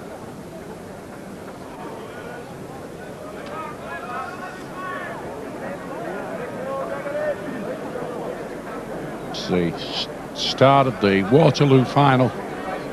Glyn Cookson, fortunate enough to win the toss, sets the first mark. Thumb peg mark, 28, 30 yards. Starts off with a very good ball. Just about 18 inches short of the jack. And here's his opponent in green, a man who won a sensational semi-final, Ingham Gregory, 64 years of age, and plays what we've all been waiting for from Bolton. A 2-inch ball to count. Cookson turned his peg. It's not going to do it.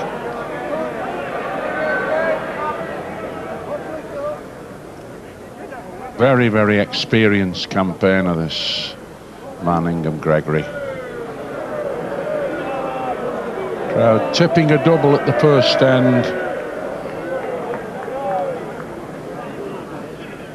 One under Luke.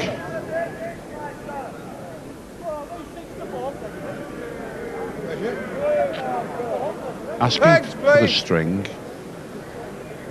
A bit of an inkling here that Gregory's made the second ball count. Terry Ashcroft's, the referees, had a quick look at the end and indicated he fancies the green ball.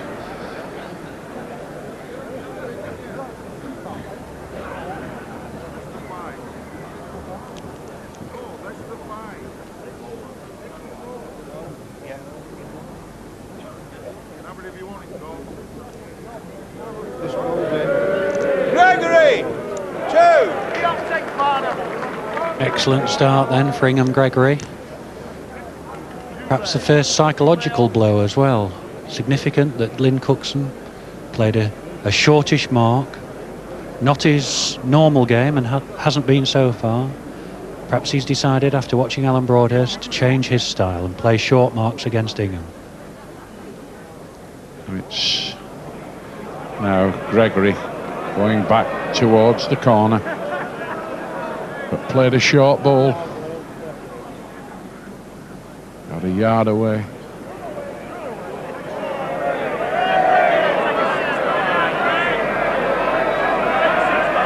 Cookson just died. A little bit short. Gregory now looking to improve with his second ball.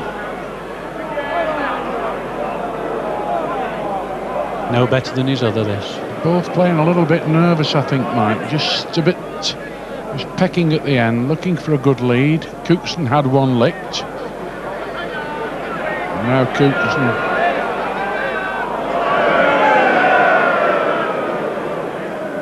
It's certainly saved one, but has it won it? Pegs again this end.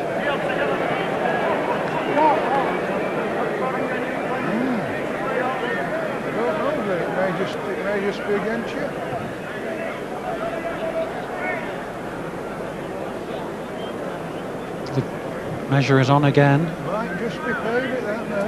Here's the two gentlemen who've been measuring throughout the final stages of the competition, Eric Garth and Peter Lawrenson. Ingham's taken on the left, Peter Lawrenson on the right. Ingham's taken Wormwood out, which obviously isn't in contention. Measuring for first bowl. And it's close. First ball measured. Gregory! One! You'll take 11 and 10, you can have your pick. Take 11 and 10.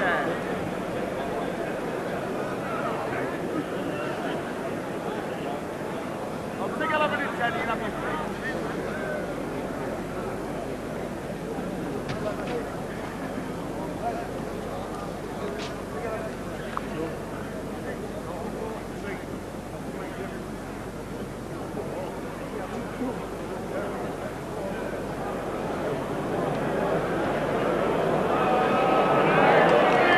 Gregory right on form. Played this mark really well in the later stages, the semi and the quarterfinals. A big long mark.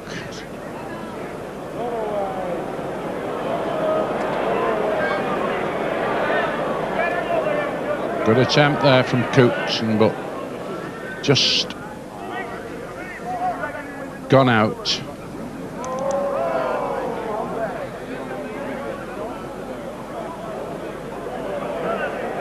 Another one, a bit too near us.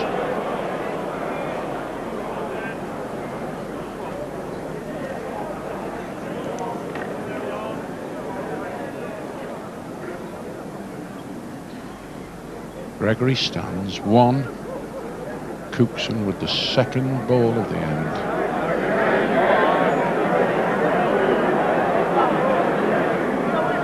Gone by. Gregory! Well. Of course, the most important thing about the Waterloo Championship is the prestige that it brings to the winner. Considerable distinction to call yourself a Waterloo champion, but there's also a financial reward as well. The winner picks up £2,500 and the runner-up £1,250.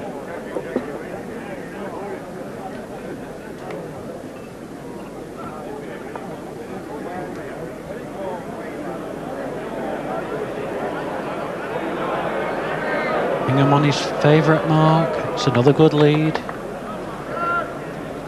A feature of his play has been his leading on this mark, particularly coming this way. Lynn right on the land. Is it going to run far enough to win? I think it's give up. Second.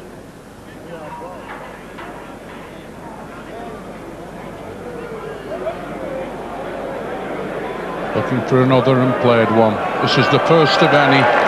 Real ball this. From a long way. Played one about 8 inches off the jack. Stands a double.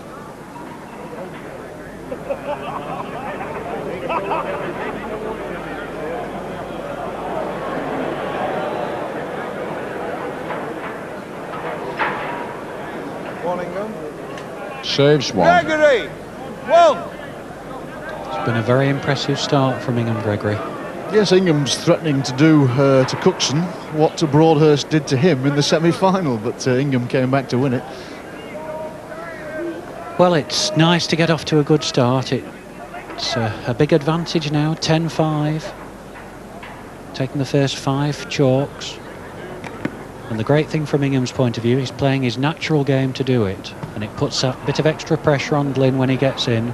Where's he going to play? Another good lead. It's right on the land. Trickling up 6 inches past the jack.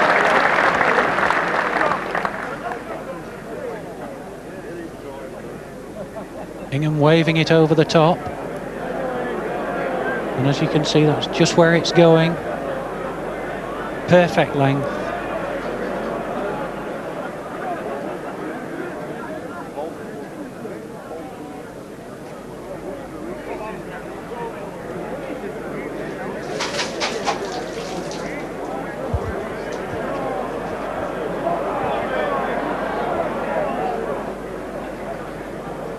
Shot.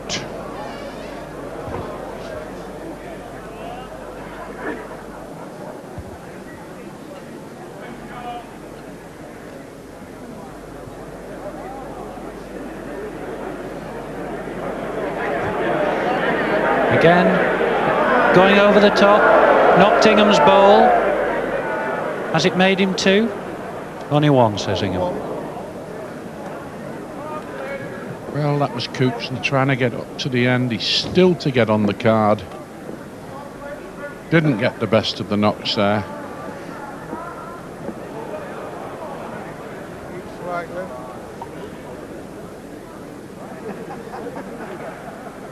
Gregory! One!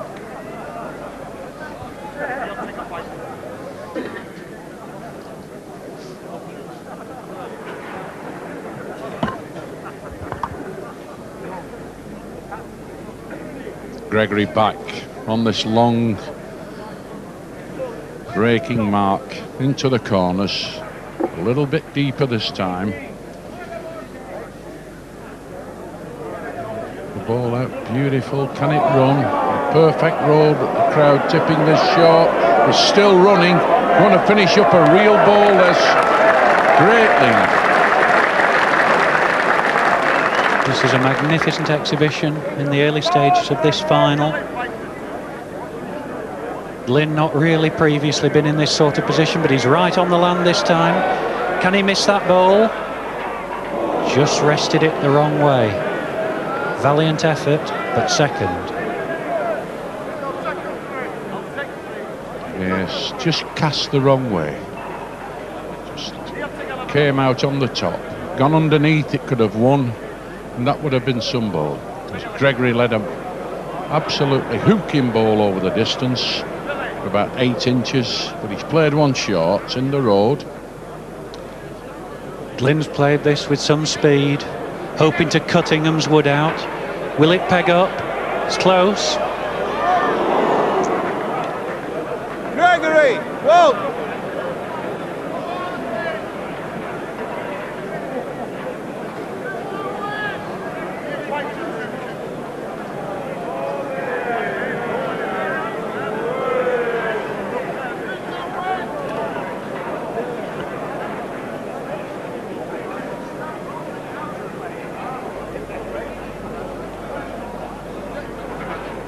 Well, Mark, we've had quite a few matches, haven't we, one way or another, that's gone where one man's flew out of the gate like somebody gone mad. We got it with Broadhurst and Gregory, and the lad that played Freddie Hume was another one that raced away. And here in the final, where everybody thinks it's going to be cut and thrust, and we've got Gregory now in total charge of this match. Yes, we've seen that there are no guarantees, even when you're well ahead, that you're going to win. And for the first time, there's a loose lead. And Glyn needs to capitalise on this. It's the best chance he's had. But he's been 6 ends without the jack. Travelling. Nearly go out, this missing. Gone. Certainly had a real chance there to play a decent ball, give him a chance of getting hold of the jack, changing the land, but here's another one coming in. He's not going to give him another chance. Just 2 foot short, right in the land. Glyn will be cursing himself for not beating that first ball, and now he has to play a wood within 2 feet to win. His land's right, his length's better, but will it run?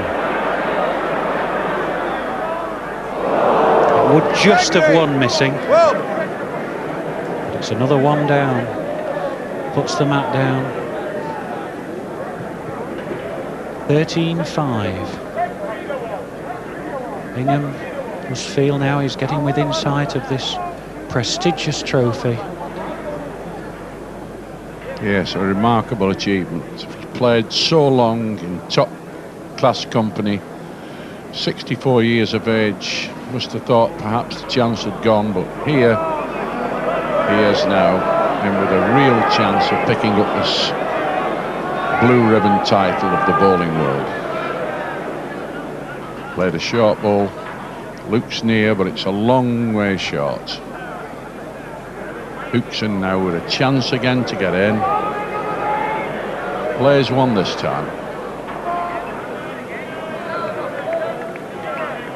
Still a yard off the jack.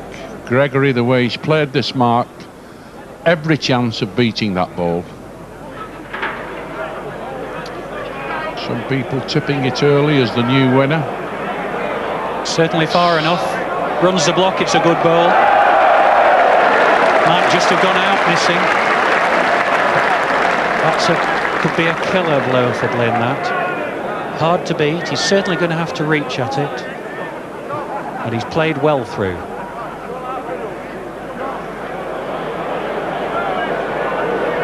It's pegged up. Gregory! Well, think you can see on this particular mark that there's a difference in bias of these woods that the players are playing with. Ingham's probably just a shade weaker, and Glyn's woods tending to peg over the top of the jack.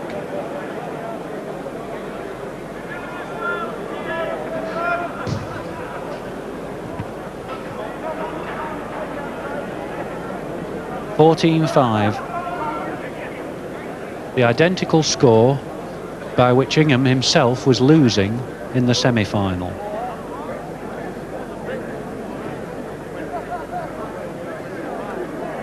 Well, he gave Cookson a chance going back here before, then led a short ball, the end that we've just seen. I don't think he means to give him much of a chance this time. Just falling back, 2 feet 6 wide. Not an easy ball to beat. Cookson's travelling nicely. He's got to keep his head in the air. Stops a dead length, could win. Gone in the frame, that. Cookson will vitally counts this. He wants to get hold of this jack and start his own comeback.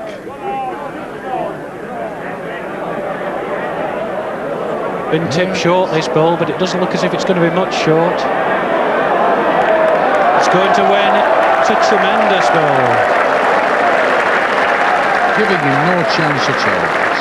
Cookson finds a winner, and this man from Bolton, Ingham Gregory, produces another one out of the hat. Plants one about an inch off the jack. He struck, gone out.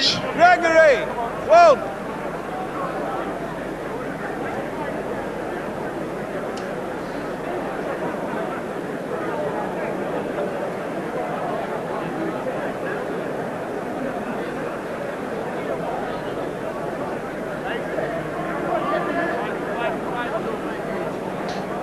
Well, spectators not sure what to make of this. According to the betting, the only possible runaway victor was Glyn Cookson. But the reality has been quite different. And Ingham's playing back now the way which he's played absolutely marvellously. This is the corner where he's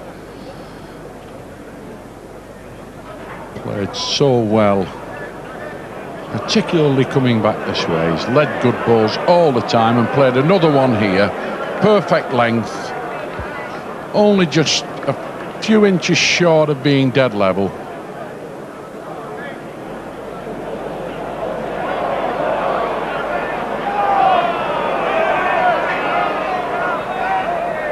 Cookson got a run. Got a run.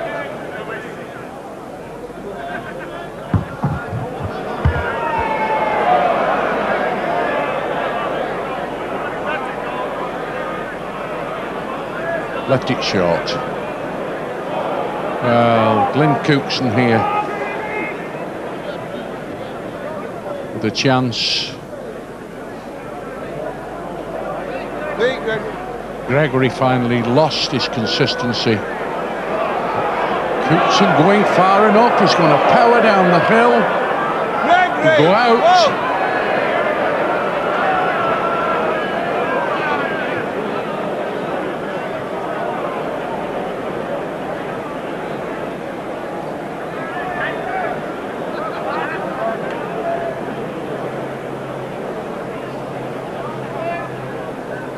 (16-5) Gregory. In the final of the Waterloo, an incredible situation here. One can only start thinking, Noel, about, is it possible that Gregory might whitewash Cookson? I can't remember it on record. Can you, a whitewash in the Waterloo? I don't think it's ever. There's been some runaway victories, but I don't ever remember a whitewash. At this moment in time, Glyn Cookson must be feeling the loneliest man in the world.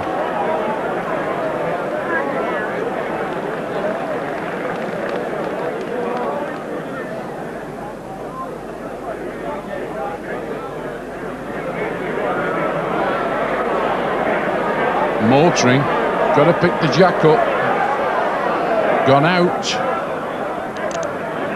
sense that the crowd are waiting for Cookson to get a single. I think you get the biggest cheer of the tournament when he gets in. I surely realise now that it's almost beyond him to get back to win it.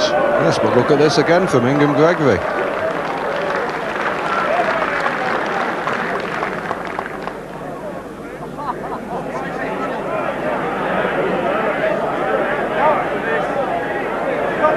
It's on the top side, pegging away.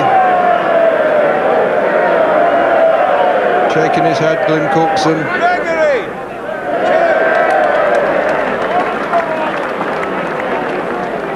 Can't believe it.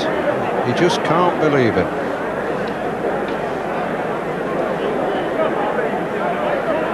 Just a scoreline that you never believed to be possible in the final after these two great players have won through 10 rounds, and now at the 11th game one man has taken total control and the other one yet to score.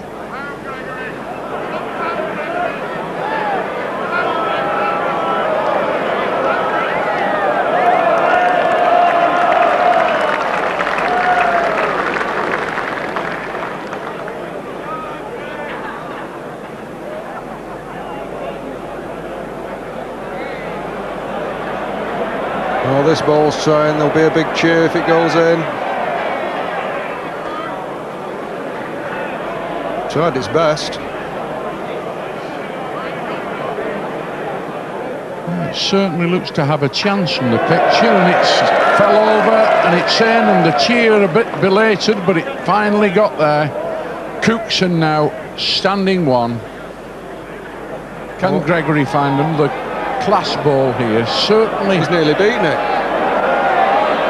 Nearly beaten it.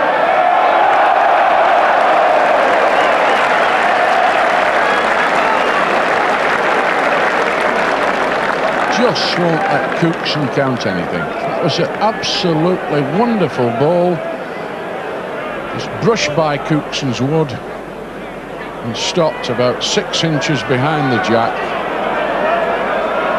Do it clean. He's done it. Yeah. What a ball. Well, he deserved that.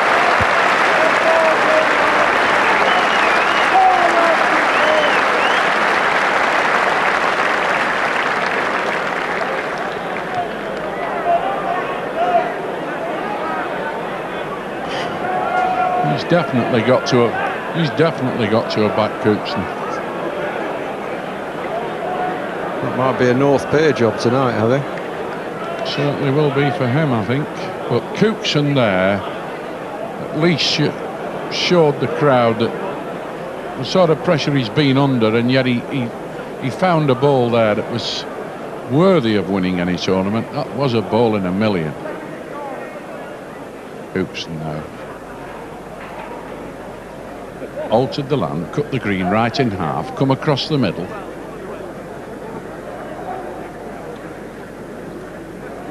If ever he needed to play a few close balls now, and for Gregory to spread a few about, this is it. He's led a fair ball, nice and handy.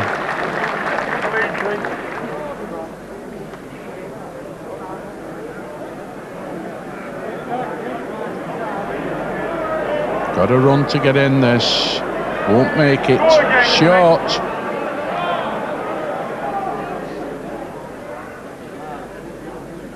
Oh, Ingham Gregory's been improving with his second ball every time.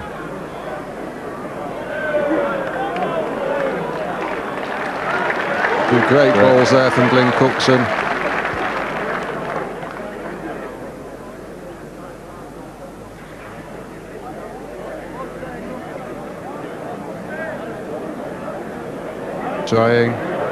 Trying. Oh my word. Cookson! Oh, that was, he nearly did it again, Gregory. He's been digging these sort of balls out at regular monotony.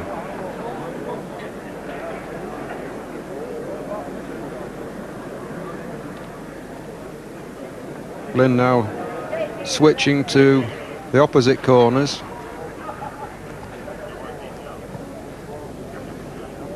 Quite a short little mark, just over the top of the crown.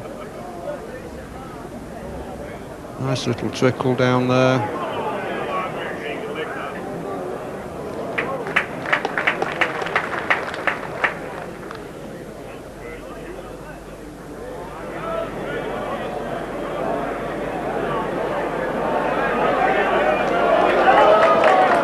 Through the gap then.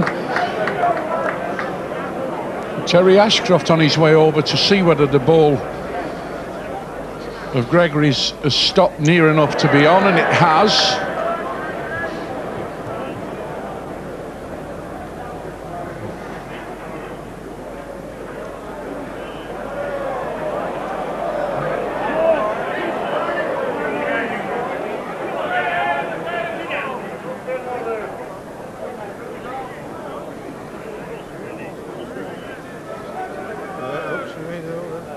Still waiting for the referee to come along.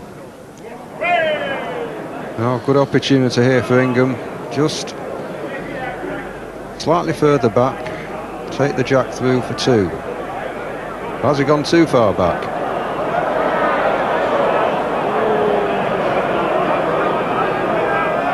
Oh, that's a bad ball.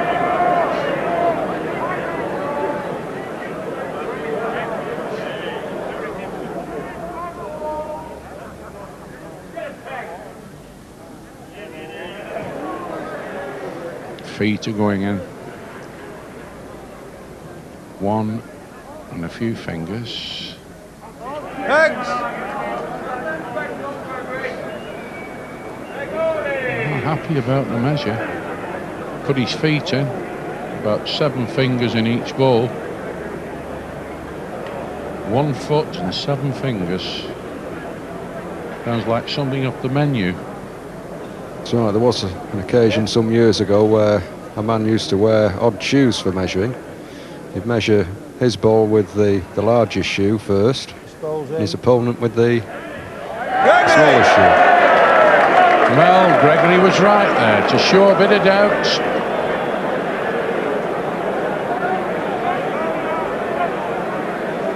Ingham Gregory now in sight of the winning post. 19-7. There's 2 chalks needed for victory. Yes, he's poised to become the 1988 Waterloo champion after a remarkable final.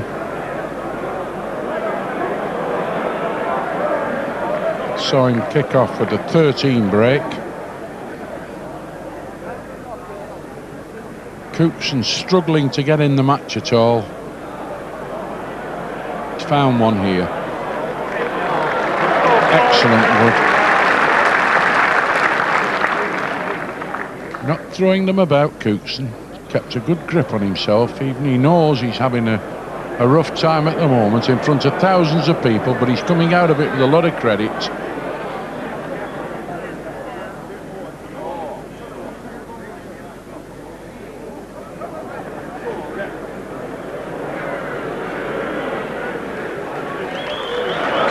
Two great balls. Absolutely smashing balls. Oh, how he must wish he'd played those earlier on.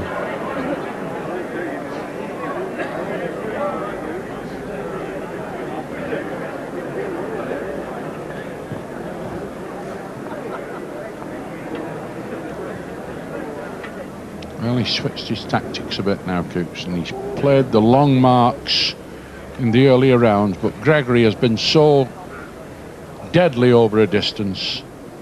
He can't afford to go back in the corners because Gregory's likely to lick any sort of balls he wants to play.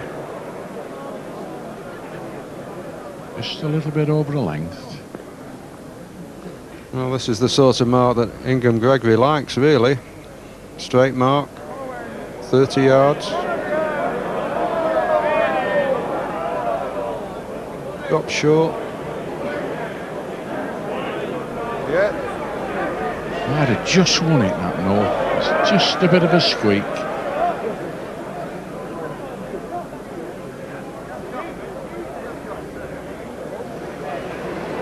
one here that's going in the frame. Excellent ball that. Just got past the short ball belonging to Ingham Gregory. Well, Ingham's going to reach up here. If he can take that ball out clean, he could leave himself to just over the top. Cookson! One!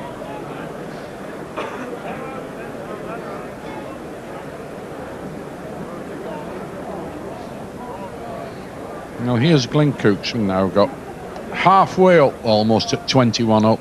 He must have thought at one stage that he wasn't going to get anywhere near that figure. But now he's just 9 chalks in arrears, but Gregory only wants a double for game and the championship and the Waterloo title.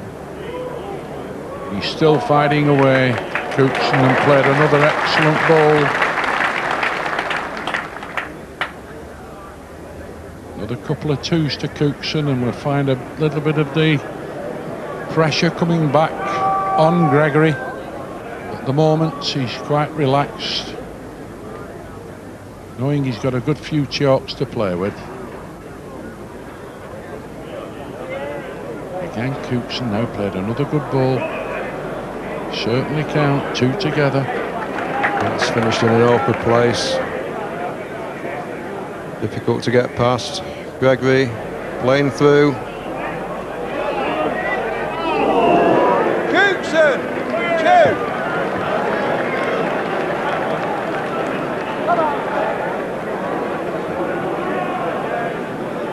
Glenn Cookson fighting back. Oh, very strongly. Very strongly. He's just wondering where he's been. He woke up and found himself a million mile at the back, but he only wants another 2 or 3 chalks, Cookson, and the bookies will wake up. They've been very quiet this last few ends. We're back on the boil if Cookson gets 2 or 3 more.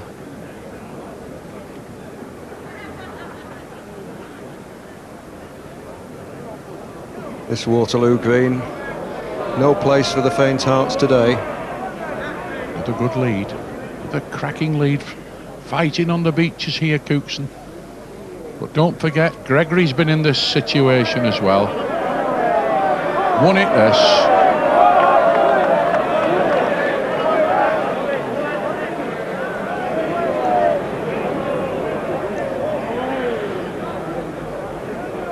Cookson now got to find another really good ball. Could have missed that short ball. Oh, that robbed it. He'd have picked the jack up. Now Gregory definitely got a chance here to win the game and the Waterloo title. He was a little bit unlucky there, Cookson.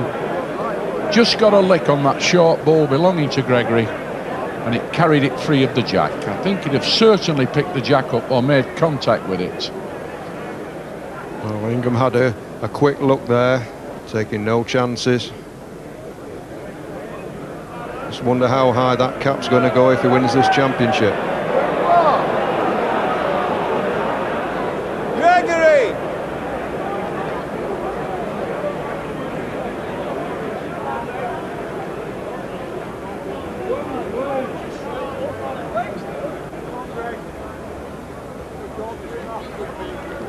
Well, Ingham Gregory is actually right in the position to get on one of the marks that he played so consistently early on in the last 32. Well, he's going for the title now, Gregory. He's played a mark, straight thumb peg mark, right across the green. About 30 yards. He's looking for a good lead for game. And plays one, just a little bit past the jack, but Cookson now got this one to lick. Certainly on a road. Stops anywhere about, picks the jack up clean, it can count the end. He's done it. Oh, has he gone through? No, it's won it, I think that. Yeah, quite a target there. Ingham can go in off his own ball or take Glyn's out or take the jack. Climbing upstairs now, don't think it can win it. I think it's just gone out, that ball. Glyn must be extremely careful here. Any touch on the jack could knock it to Ingham Gregory's bowl. Be all over if he touches the end at all in the wrong way. Changed his peg. Off the crown, trying to swing in. Off the top side, but he's played a short ball, he's played it safe.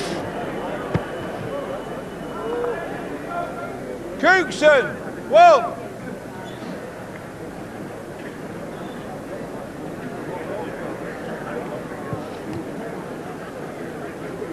Cookson back on the old treadmill again, looking to pinch a few more chalks. Gets another 3 or 4 chalks. Again, we're going to have the match definitely back to life.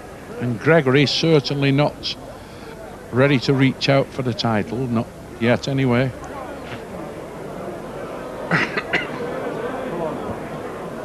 Good lead.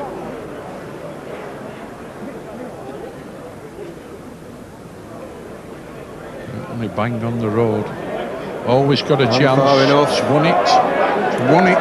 Just scraped Well, in. surely that must be it now. Lies up with this ball now. He's got one about 10 inches off the jack. To see whether Cookson might have a crack at this one. He's coming to have a look. There's Brian Duncan, 3-time winner of this great title, and last year beat young Rob Eaton in the final. His wife, Mrs. Duncan, just on the right of him.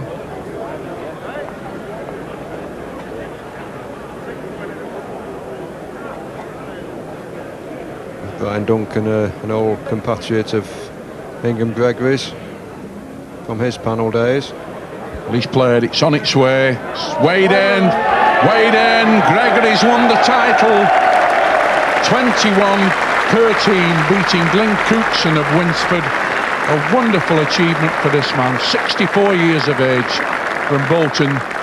And I don't think it'll be long before you might see his dog come out from somewhere, because it follows him around everywhere. We've never seen it this afternoon, but it won't be very far away. Shaking hands there with all his well-wishers and people who've known him during his playing career that's covered over 50 years.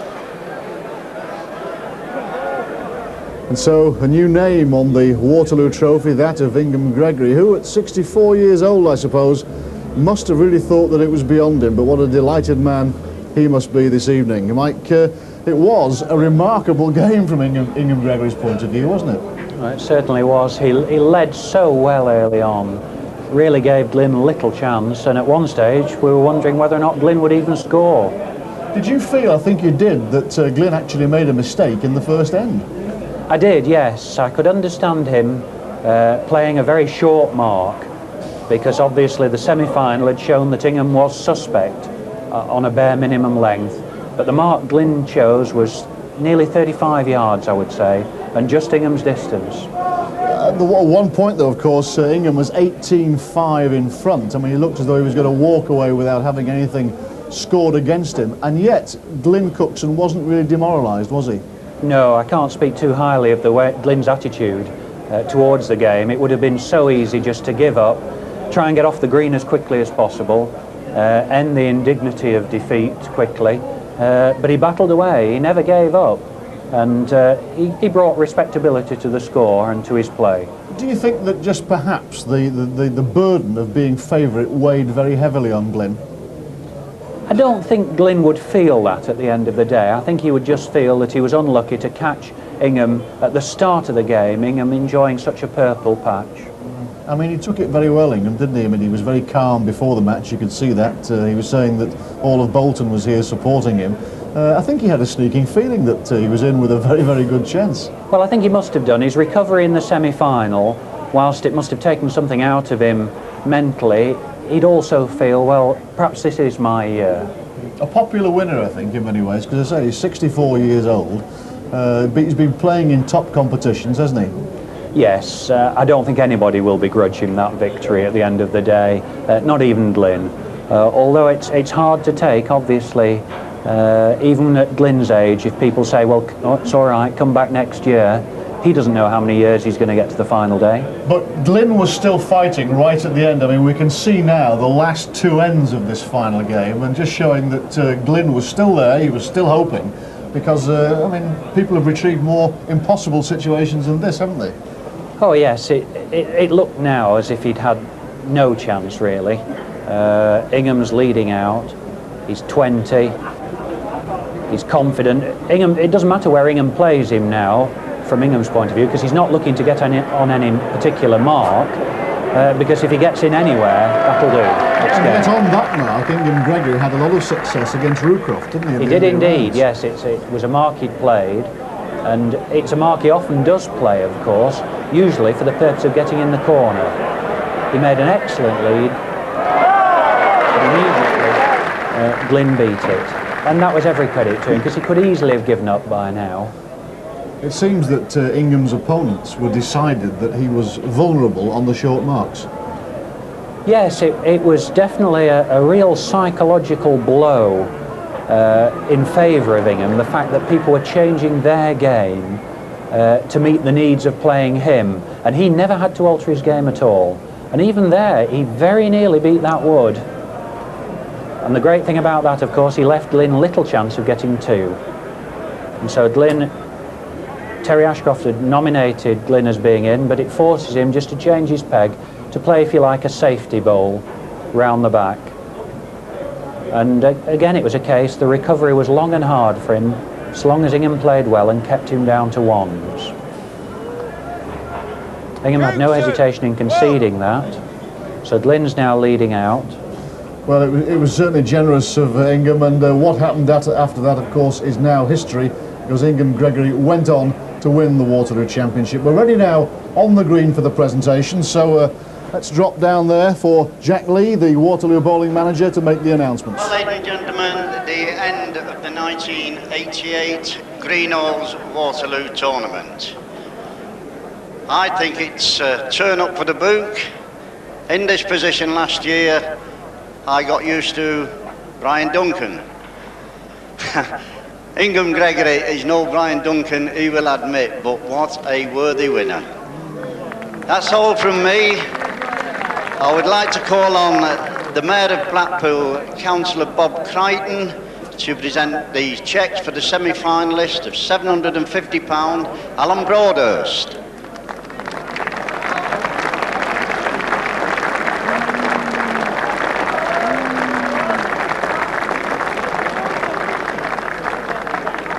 The other losing semi-finalist, Cliff Johnson.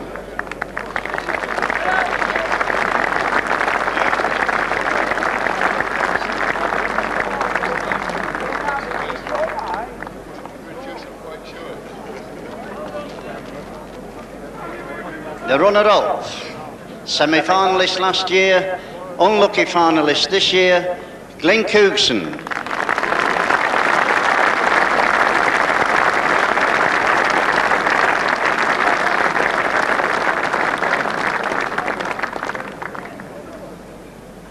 And now to present the winner with a cheque for £2,500, Mr. Peter Greenhalgh, Chairman of Greenhalgh's Retail Management. Ingham Gregory, please.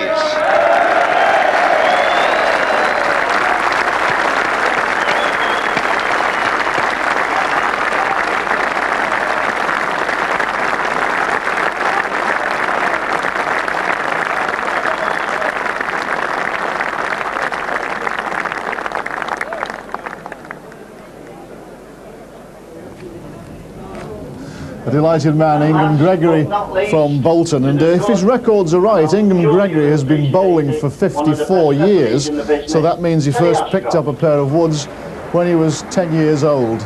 It's good to start the game early, isn't it, Mike? It certainly is, and that's proved it, yes.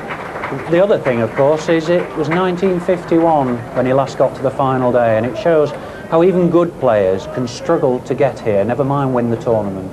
Over the past 3 days, we've talked a lot about the young players who are coming through and almost threatening to dominate the game. Ingham Gregory's one today. He's by no means a young player. But, I mean, are the days of the older, more mature players over?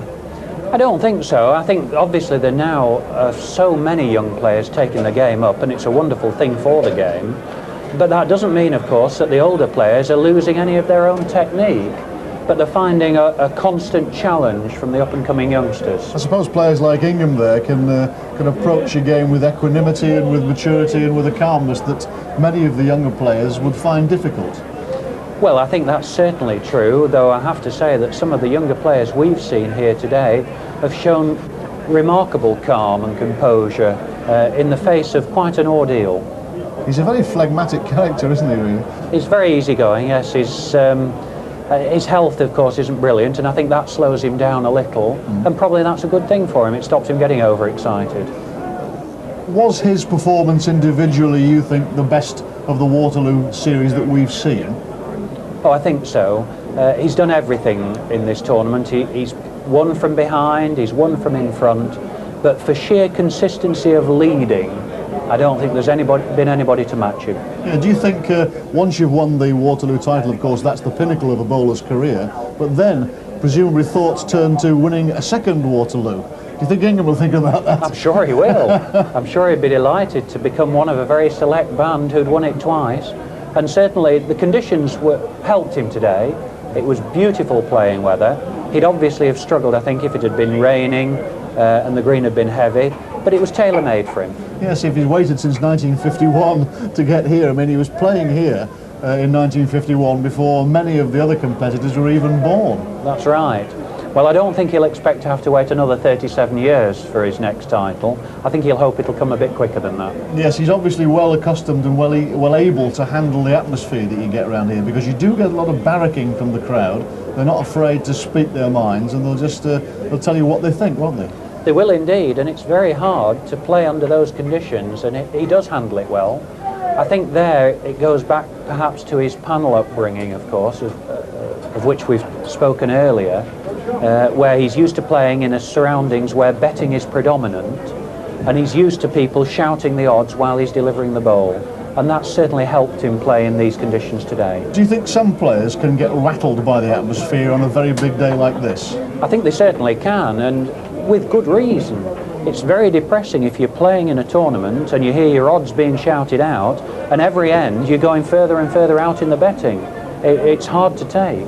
Well, we had another look at the penultimate end of the final match. Let's now have a look at the winning end, and I'm sure that Ingham will be interested to see this one as well. There it is. Glyn Cookson set the mark. He was 20-13 in arrears, but he'd been hanging on in, patching together a few chalks, just trying his best and hoping for the best at this point of the game.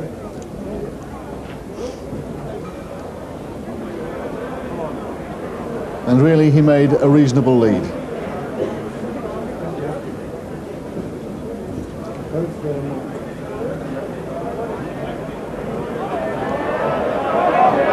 Ingham Gregory's reply, and I'm glad to say Ingham's now joined me. Ingham, that was a pretty good first wood at that last end, wasn't it? Yes, I was very satisfied with that. Throwing your head back? Yes, I don't know what they were doing. Well, Brian Duncan watching it. So.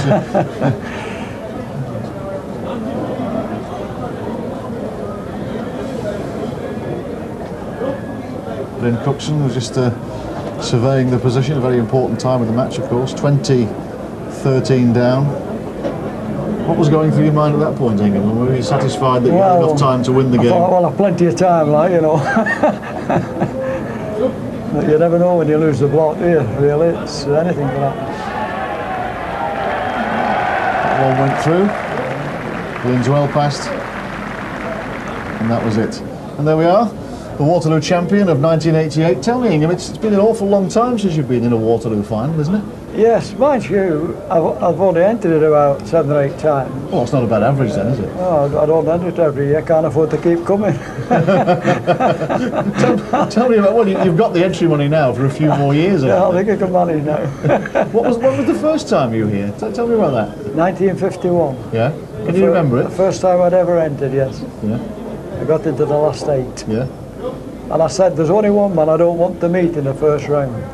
And the first 2 names out of the hat were mine and his. At least to say he beat me. So you were off? So we're off. Yeah. It's obvious that your opponents in the latter stages thought that you were beatable over the short marks, were you? Yes, well, I am a bit subject on I'm a bit rheumatic in my knees, and at times I can't get down right, but at the moment they're all right. And I noticed towards the end of the game you got the opportunity to go back on a mark towards the referee's table. That was the kind of mark that you beat Paul Rawcliffe on, wasn't it? Yes, on Monday. We were at Monday, yeah. Yes, but conditions were a bit different that day, weren't they? I'll say. It suits you today? Oh yes, just how I like it. I don't like it too fast. Well, the runner-up, Glyn Cookson, is also with us. Hard lines, Glenn. Thank you. I imagine there must have been a time in that game when you were thinking and desperately hoping that you were actually going to score. 18, what happened? It was 18, 18-5 down. Yeah, well, yes, at that stage at 18, I must admit, if I was going to lose, I didn't want to be known as a loser without scoring. It was going through my mind, yeah. I mean, were you really concerned? Were you worried? I mean, was there an element of panic at that stage, or what? Well, you can't panic. You've got to try and keep playing the balls that you think are right, and which have been playing earlier, but if you don't score, then you've got to keep playing the consistent ball. Luckily, I just managed to get in. Had you decided in your own mind before the game that you were going to try and win it on the short marks? Not really. I know in semi-final, Alan Broadhurst had Ingham in trouble early on in the game, and obviously I did note that, but I was just going to see what happened when I got on the green, but where Ingham was sat in the jack in the corner, it didn't suit my balls as much as it did when I was in the semi.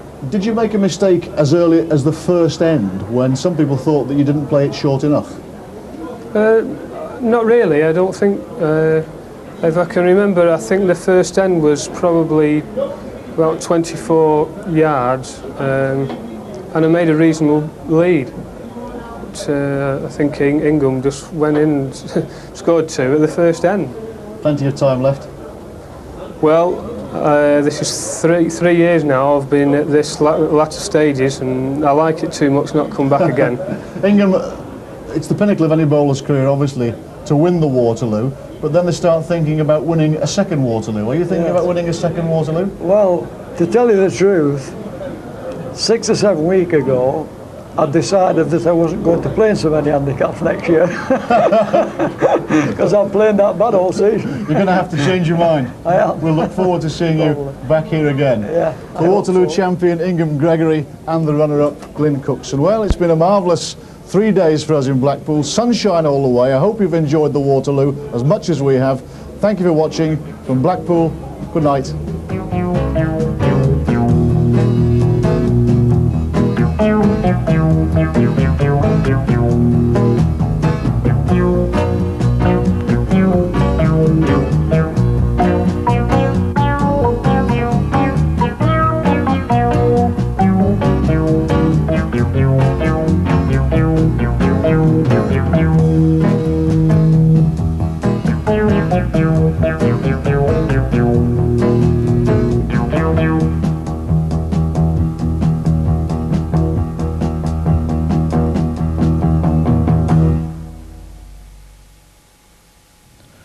The BBC Book of Bowls provides a guide to the game with articles on the star players and all the top BBC TV tournaments, both indoor and outdoor. Bob Symes investigates the legends of Glastonbury Tor in just over 5 minutes, and until then we're going to relax and enjoy some bracing sea breezes.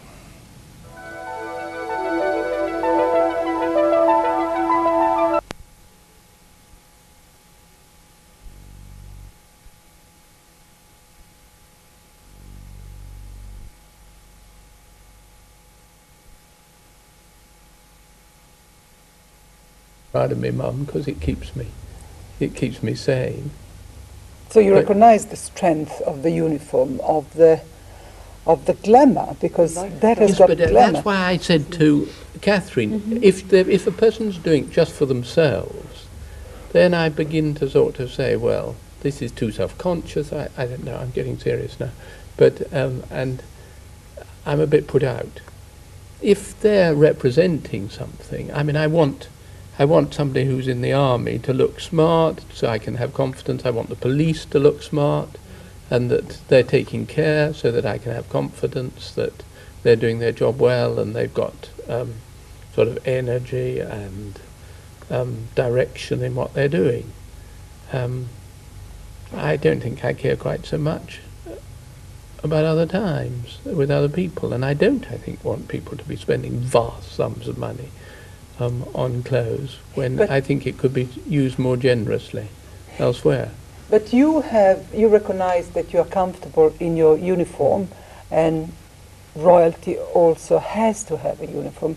Don't you think that all of us have to have or want to have a kind of uniform which we can acquire maybe for £5 and maybe for 50,000 if we are weak? I don't know why we need that enormous extravagance. I mean, yes, let's have beautiful materials, let's invent beautiful designs.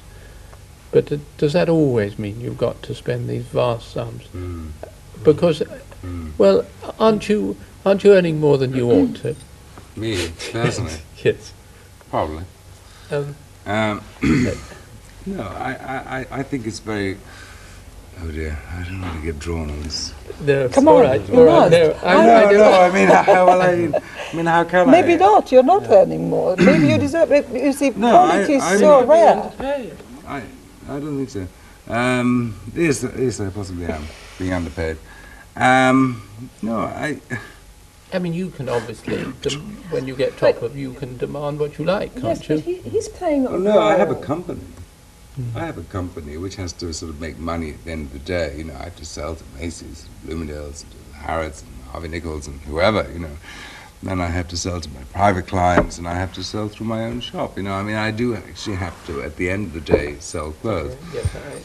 I think you see that... puritanical and miserable. No, I think that you have to see everything in sort of relative terms, you know, that somebody who is earning, or somebody who's earning £150,000 a year can actually afford to spend sort of 2 or 3 thoughts.